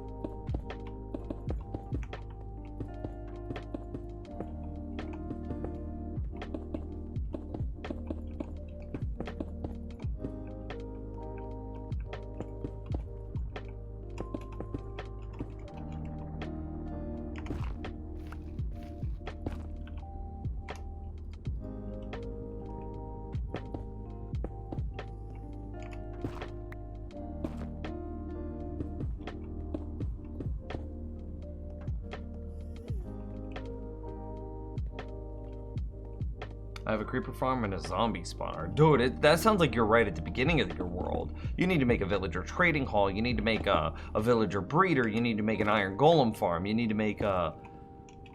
The list goes on and on and on. Skeleton experience grinder. Yo, I got a tutorial for that.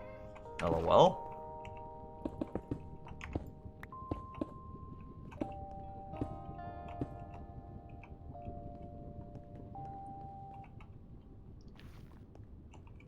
Drowned farm hard though? I felt like a drowned farm was a medium farm because it's really just like creating a bunch of area that is just creating like a bunch of watered area.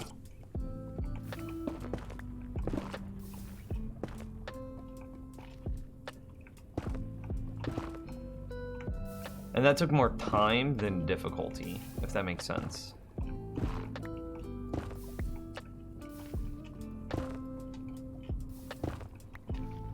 But again, your experience, your mileage may vary.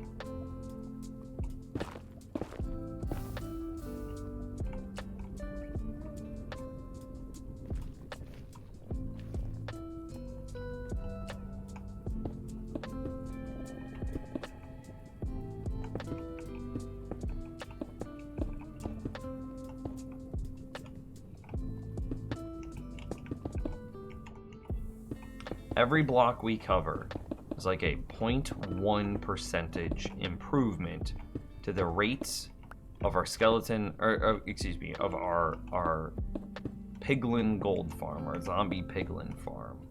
Every one block is some tiny percentage.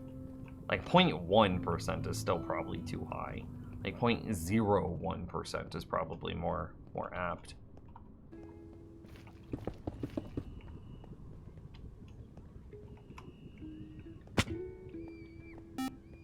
Well, hey, Necro Wolf with the gifted sub.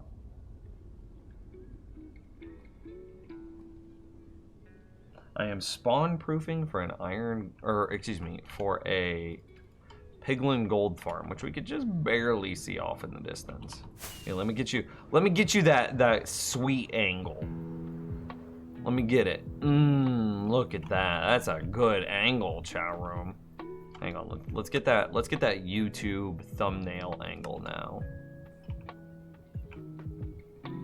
You punch up the FOV and it makes it just look fuller. Yeah, there's your YouTube. And then we offset it a little bit like this, so that way all of our text can go up the left side of the screen to define the thing that we've built. Yeah, that's the thumbnail right there. That's the screenshot. Minus all the, particle effects. Oh, we almost fell off.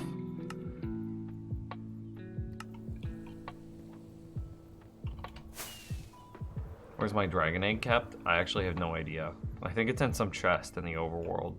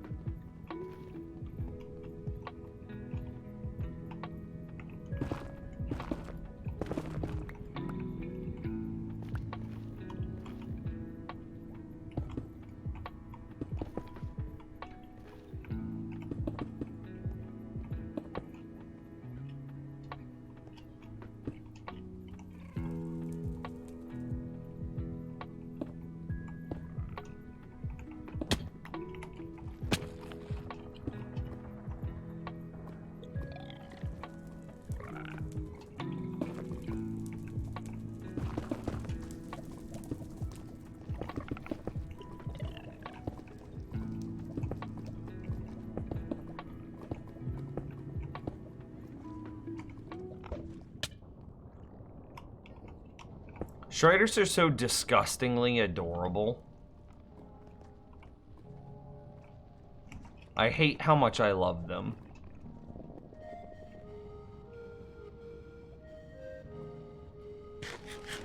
Super smart for a screenshot. I didn't know people put that much thought into it. Oh yeah, dude. Thumbnail, like creating a good thumbnail is an actual science.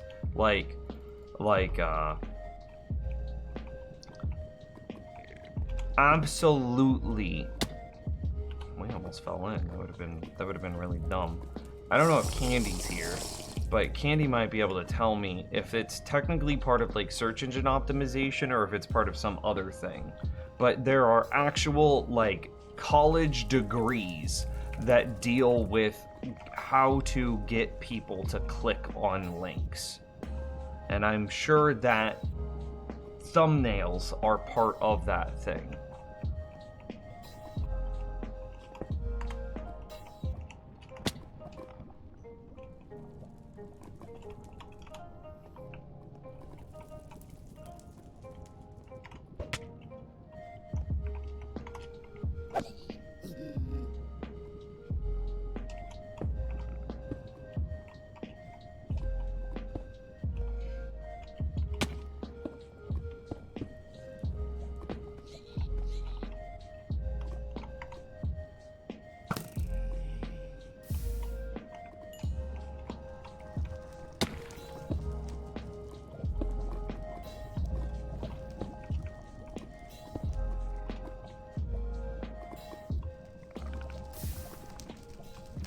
What happened to that guy that said 50 bucks if you jump in lava? We got him with the memes. And then he was like, damn, this guy's too good. And then he left.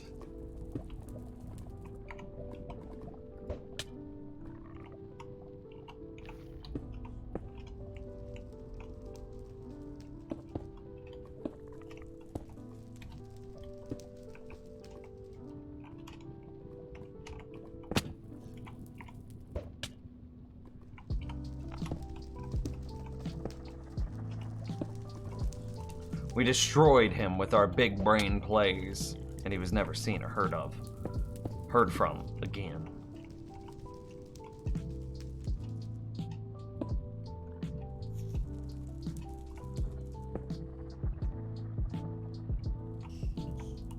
Seems good. Damn it. How'd I end up here?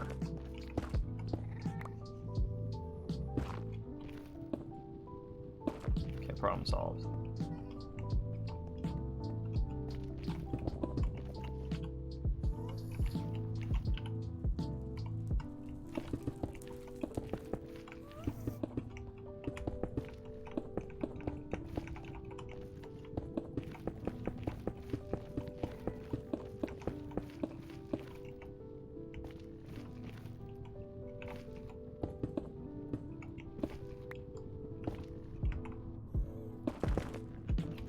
Temporary blocks.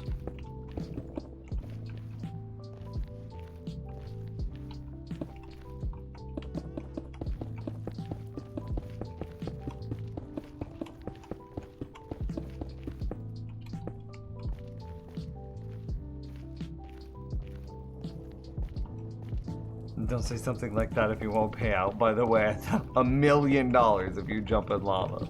LOL.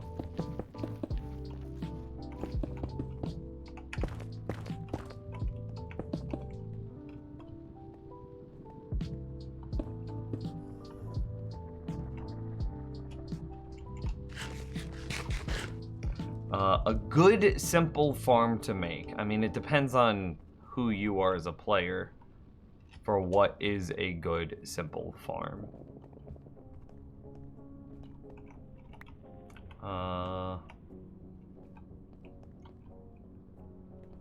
There's a lot of really good area that we've slabbed over here now. I'm real happy with this. Just randomly found a block we missed. Okay. Such a cool looking build. You need to make updated farms? You're right.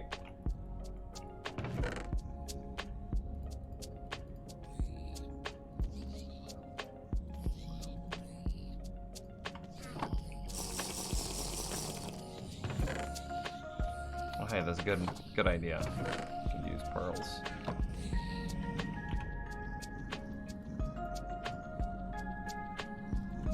Be a little less demanding about it though, damn. You watch Dream at Nims? Yeah, I think he makes good content. I wish I had somebody to like develop custom freaking mods or add-ons for me. But, you know, saltiness aside.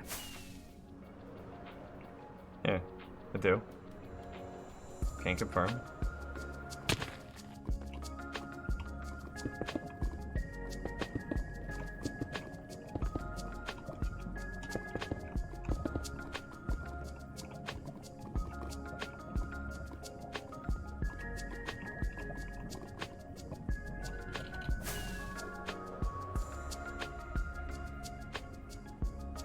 Man knows math? What do you mean man knows math?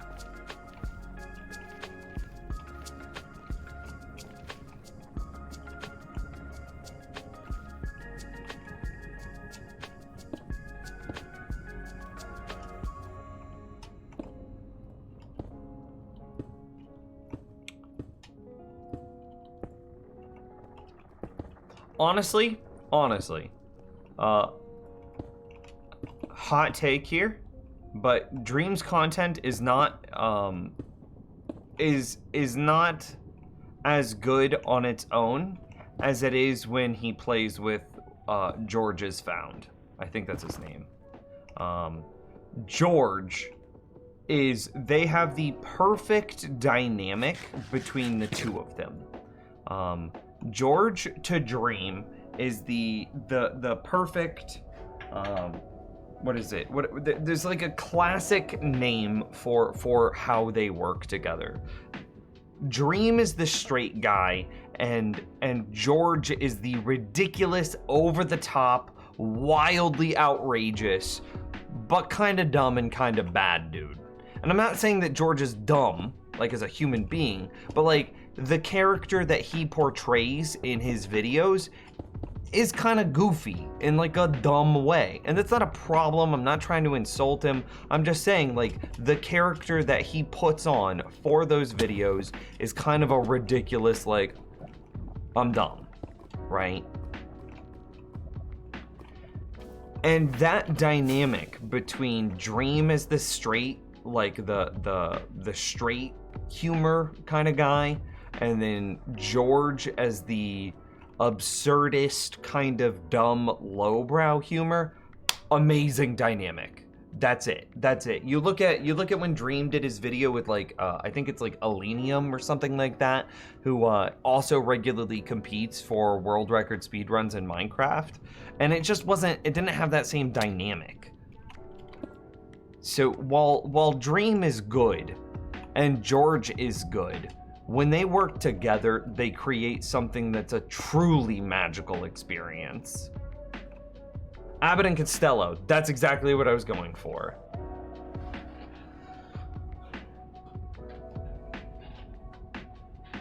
Like that Abbott and Costello sort of dynamic. That's exactly what I was trying to... Illumina, that's who it is.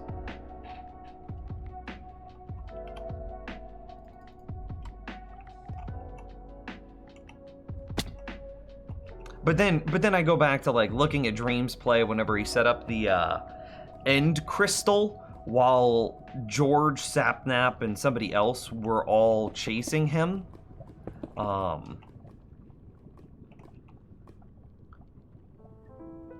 That was so big brain. That was like a sun temperature IQ play.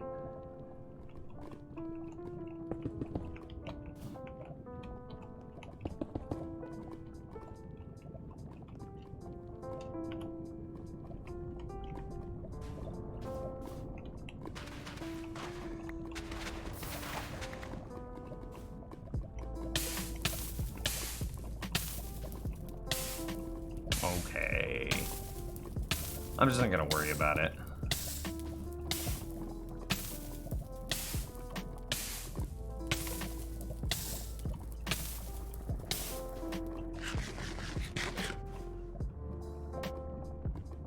It's October 2nd, bro? What do you mean October 2nd? Oh, yeah.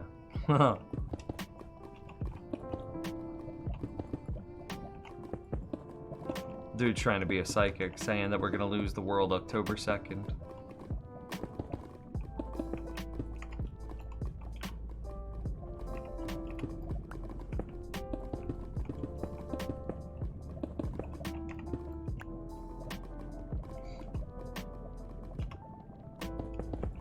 So Dream's good, and George is good, but those two guys together are like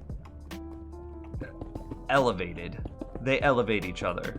I ship them. I'm shipping Dream and George, and you can quote me on that. You can clip me on that and send it to them. I'm shipping George and Dream.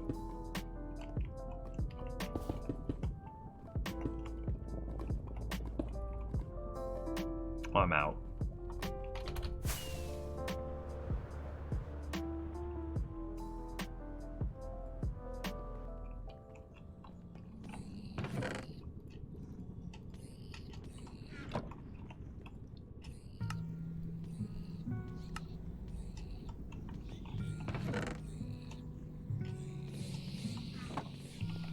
Lol.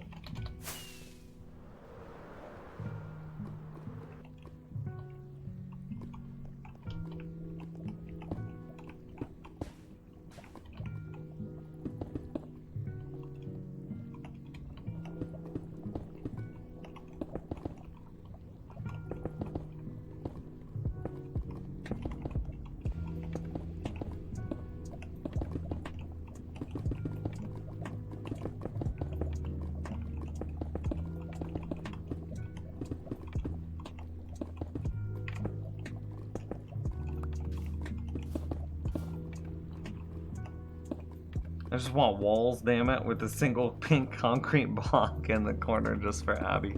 We'll get there at some point, I'm sure. I want it to work first to know if I need to... Okay, so real talk why we're not doing walls yet. Every block ice slab, I've said this a million times, but every block ice slab is actually improving the rates of the farm. It's probably some absurdly tiny amount. It's probably like 0.0001% improvement to rates for each block I place, but it is absolutely an improvement. There is a top end that we are working towards, which is just perfect rates, where there is no spot for a mob to spawn that isn't inside of our farm. Once we hit that point, the rates of the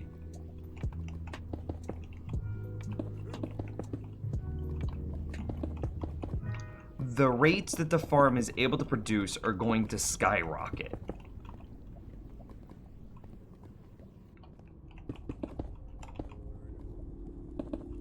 And I am hesitant to put up walls pre-skyrocket. You know what I mean? So like, what if we put up walls now, and then we finish getting this thing. You know, it's never gonna actually be perfectly slabbed, but let's say that we do a damn good job, and then all of a sudden we can't keep up with how good the rates are. Well, then we need to rebuild, which means that we're then tearing down the walls to make space for new redstone. I don't really feel like having to do that.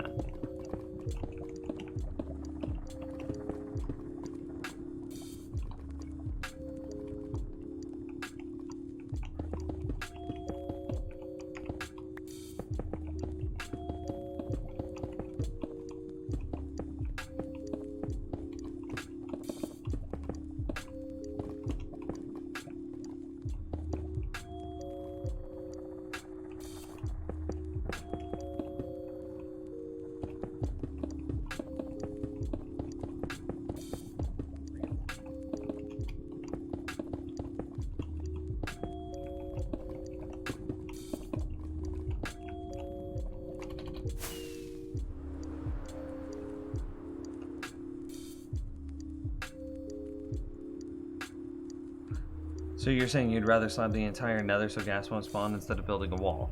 No. I'm saying that...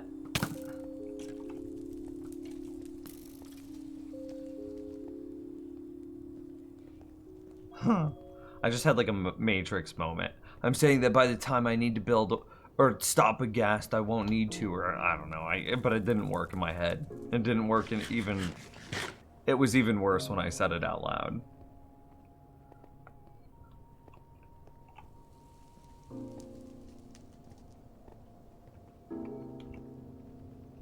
This still feels real close.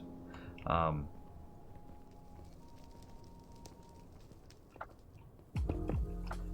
mean, kind of, though, actually. Hang on. Yes. No, you're kind of right. By the time I'm ready for a wall, I shouldn't need a wall. Yes. Accurate.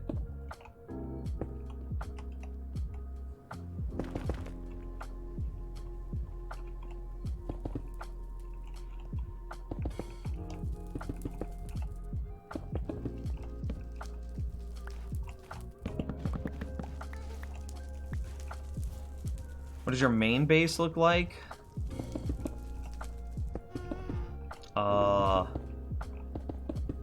Like a circa 1920s Industrial Revolution child labor factory.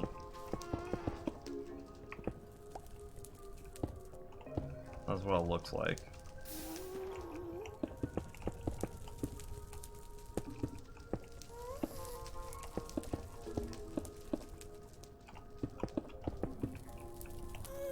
What? Did he really just?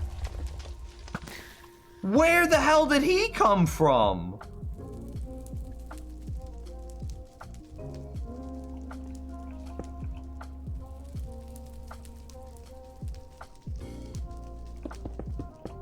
Confused Jackie Chan meme. That's exactly how I feel right now.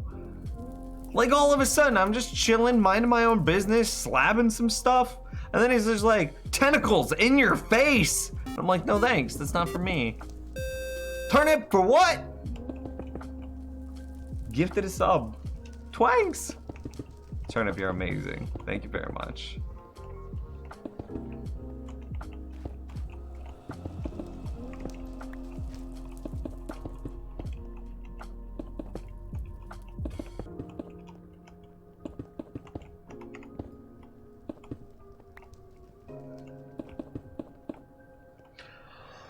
But slabbing not only stops gas, but anything else from spawning, increasing the rates of the farm. Exactly.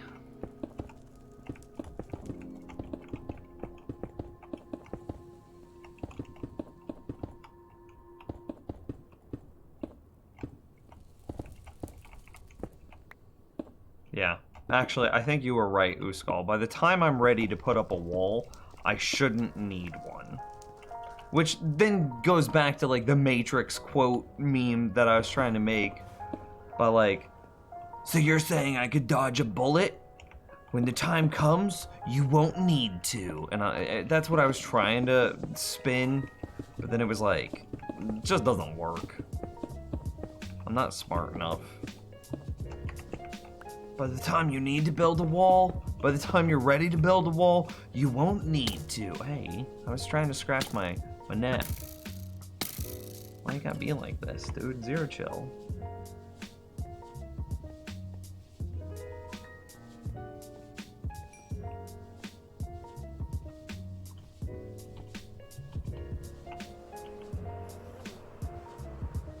I heard one.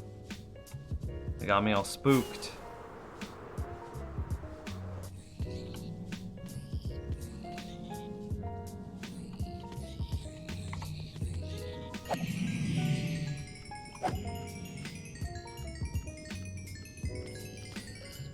I still need a pink wall for aesthetic purposes? No!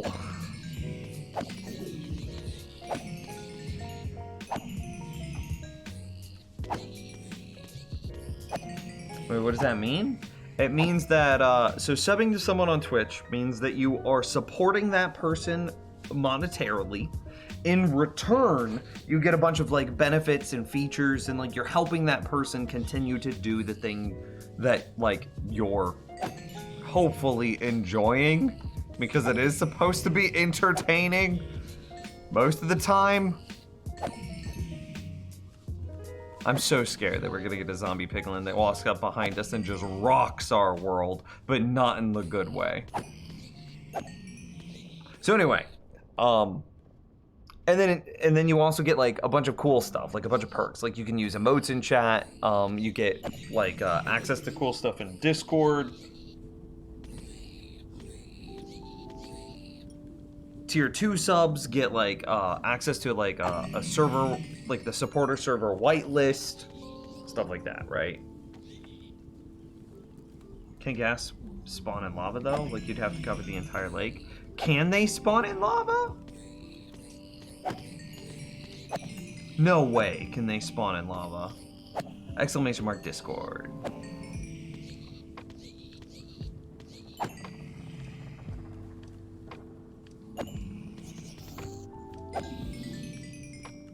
There's also a link in the about section of the stream.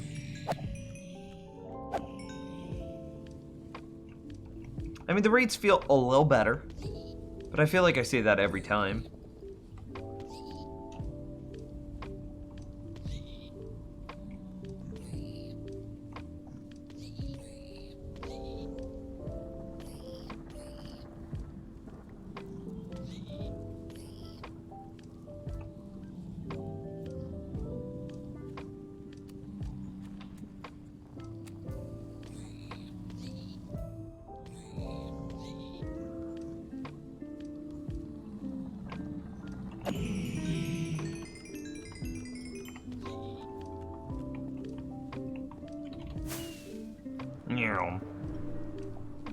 I think this is the next area that we need to slab.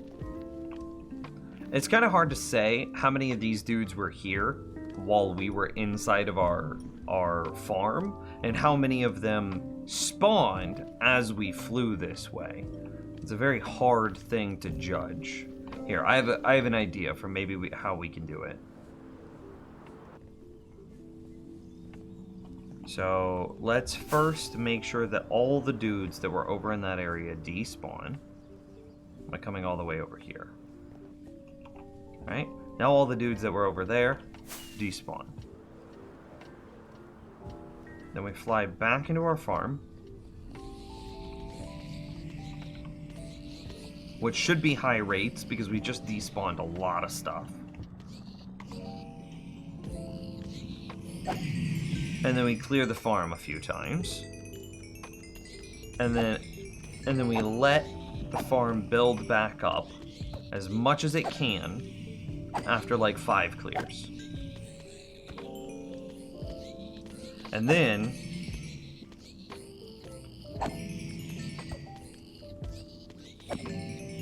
we fly up into that area while as much of the mob cap as possible is being consumed by the piglin farm.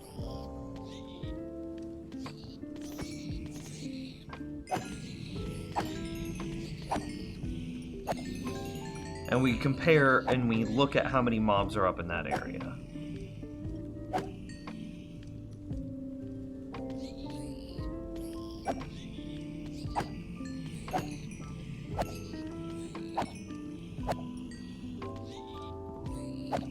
Okay, I think that's good.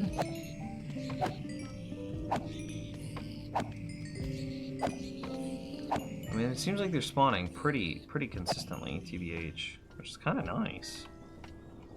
Okay, that was a long lull period, so we're gonna call it there. Then we're just big chilling. We're just not gonna move, not gonna nothing.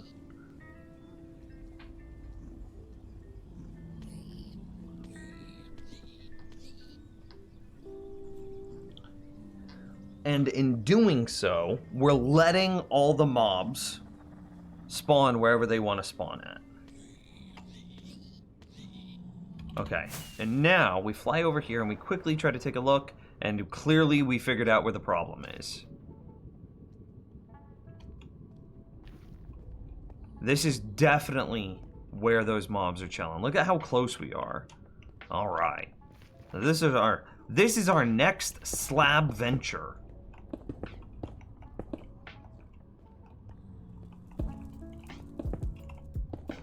I'm hyped.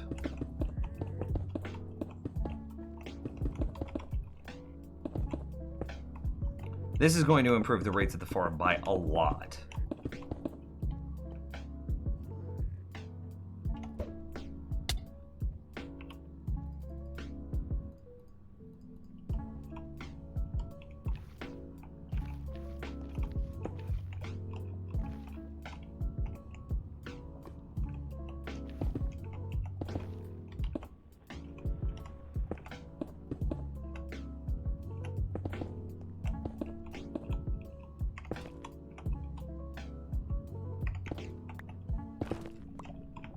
I need to be more aggressive. No, I destroyed you because I wanted my slab back.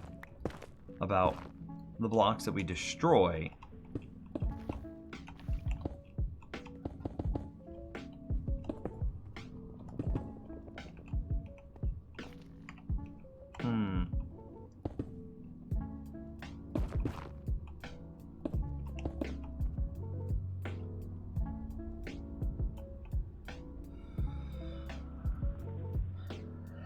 Thinking.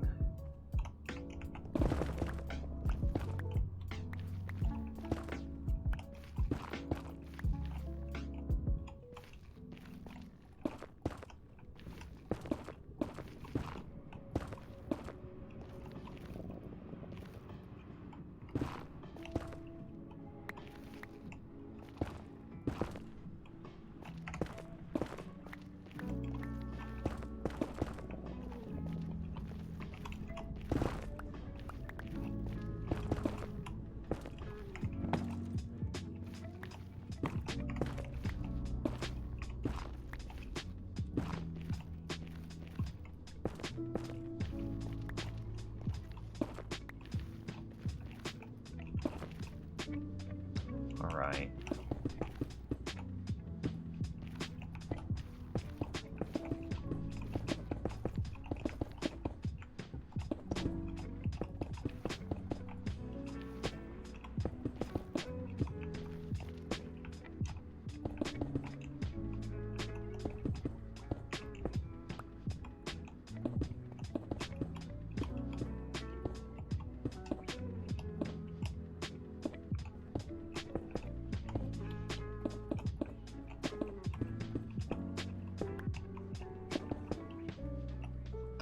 And that's it. That's all the blocks we got.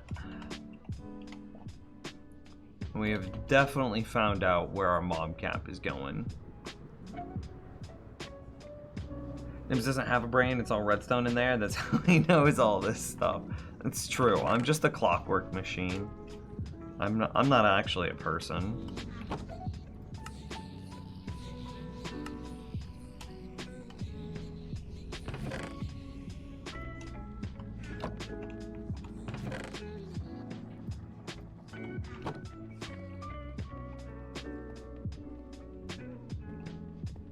I didn't get how you built this. I could barely get a piston door to work.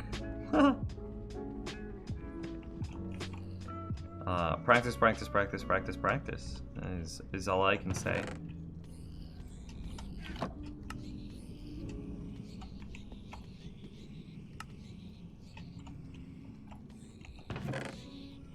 And I do have like a natural propensity towards things like this. It's just my brain, I can process this really well, but I can't paint a picture. And so like everybody's brains are good at different things. And while you can definitely practice and gain skill that you didn't have a propensity towards, I did have a very strong start here because I do have a good, this is just the sort of thing I'm good at. But with enough practice, you could get there too.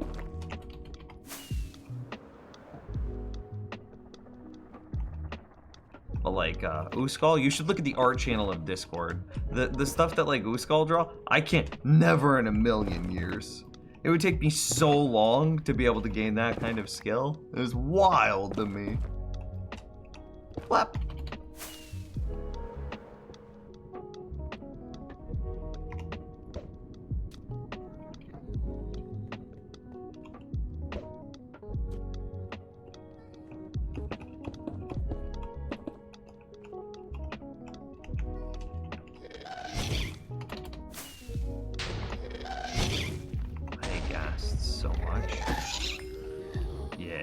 Got him.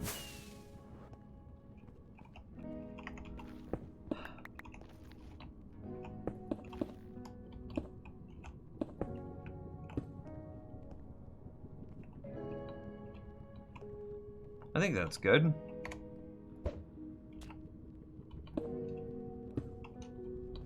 Hey Nims, would you rather build a pink wall around the farm or have a permanent cat in your AFK room? Pink wall.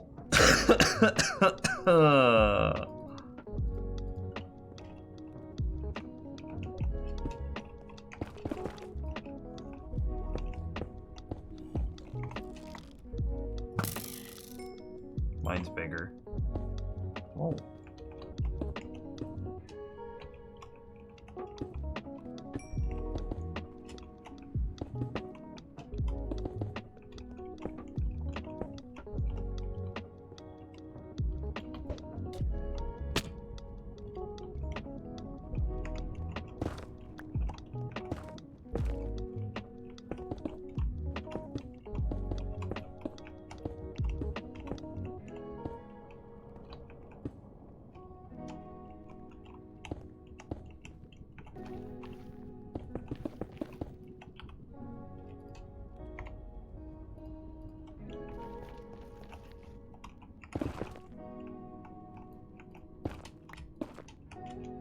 How far down do you go? Damn.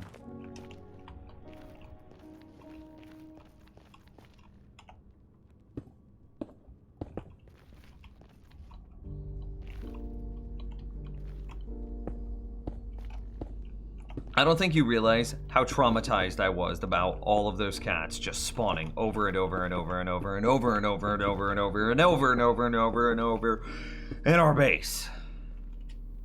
It was a very traumatic experience for me. I was allergic, and every time I saw a cat spawn, I felt like I was having an asthma attack. And it's so bad. I had to murder them. I had no choice.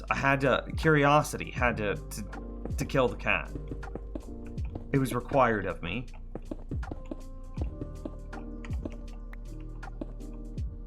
Okay, about to go fight the Ender Dragon. So good luck!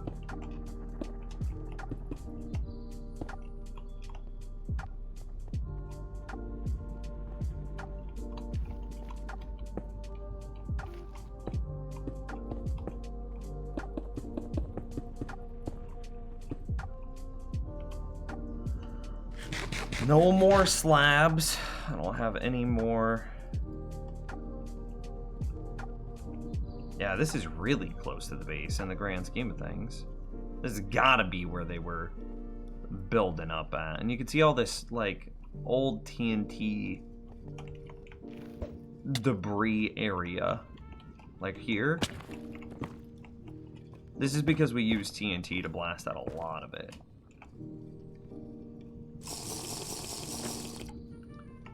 I would rather put that much work into making a pink wall than have to deal with a cat sitting there meowing over and over and over and over and over and over and over again. Yes, 100%. Not even a question.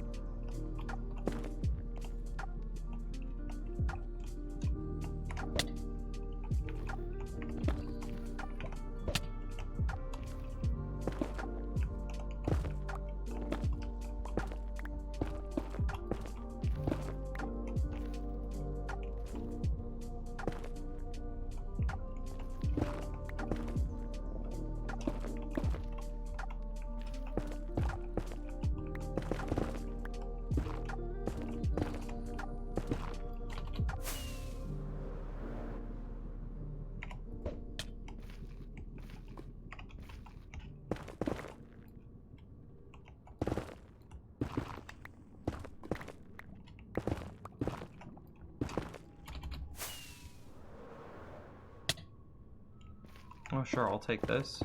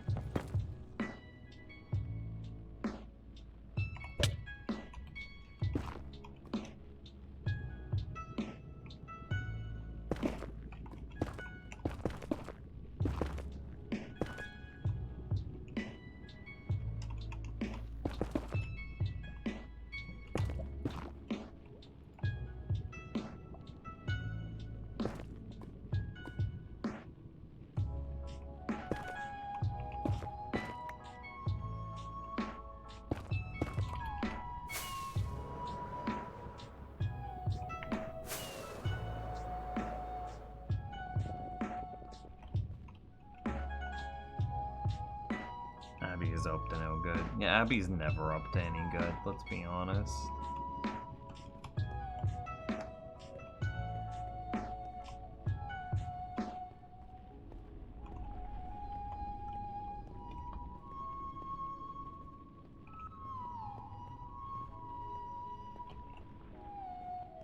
That's a button.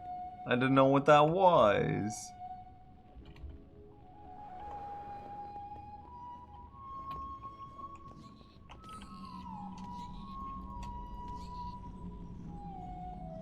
See if it feels any better.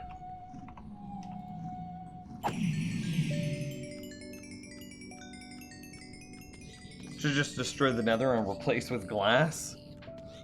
Oh god.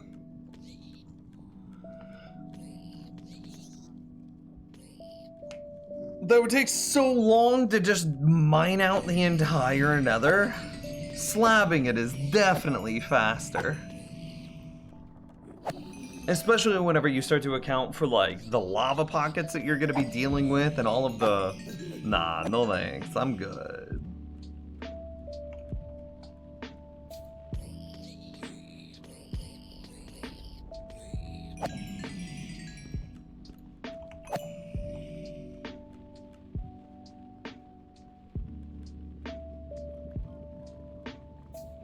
Now do I make a circle in Minecraft? I'm trying to make an ocean monument look better. There are circle generators tools out there. Circle generator Minecraft. Here, I'll get you the link. At perfect man. There's you the link. Boom, you're welcome, I got you. Use your prime sub on me.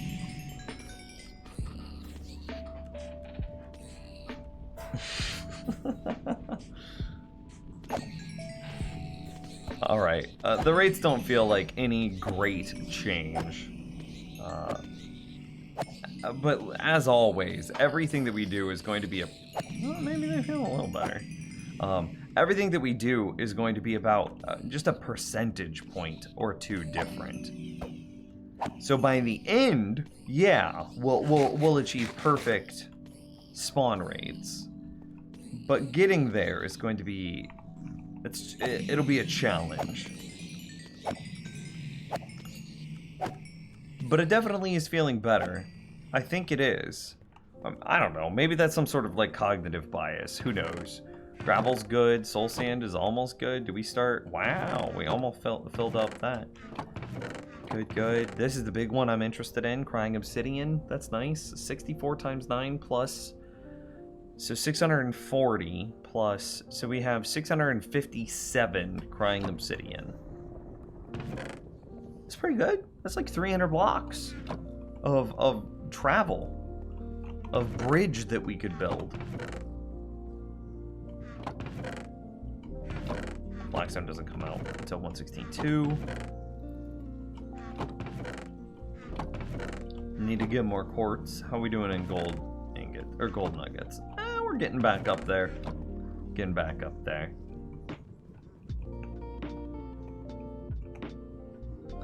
All right, chat room. Well, this is gonna be where we're at the end of the stream. This is gonna be where we call it. I need to go make a bunch more diorite and continue to slab the nether, and then we need to get the beacon set up tomorrow. That's what we're gonna do. That's on our docket. That's what we're gonna get done. It's 110% better.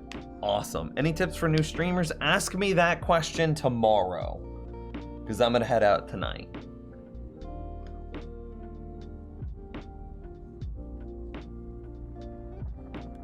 You guys are absolutely wonderful. You're lovely, chat room.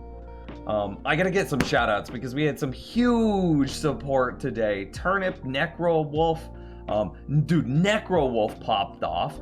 Castle went hard. Clawley went hard. You guys are incredible. Thank you very much. Kai Untitled was a new sub today as well.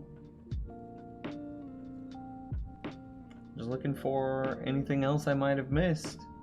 Yeah, Turnip, Necro. Yeah. Castle almost killed you, and I was terrified. Yo, when they hit me for 6 hearts, I was like, just my mind went black and white. Everything paused for half a second, and I was like, uh-oh. Hopefully you felt like it was worth it. Okay, I'm off, chat room. We'll be back same time, same place tomorrow. Take care. Much love. See you then.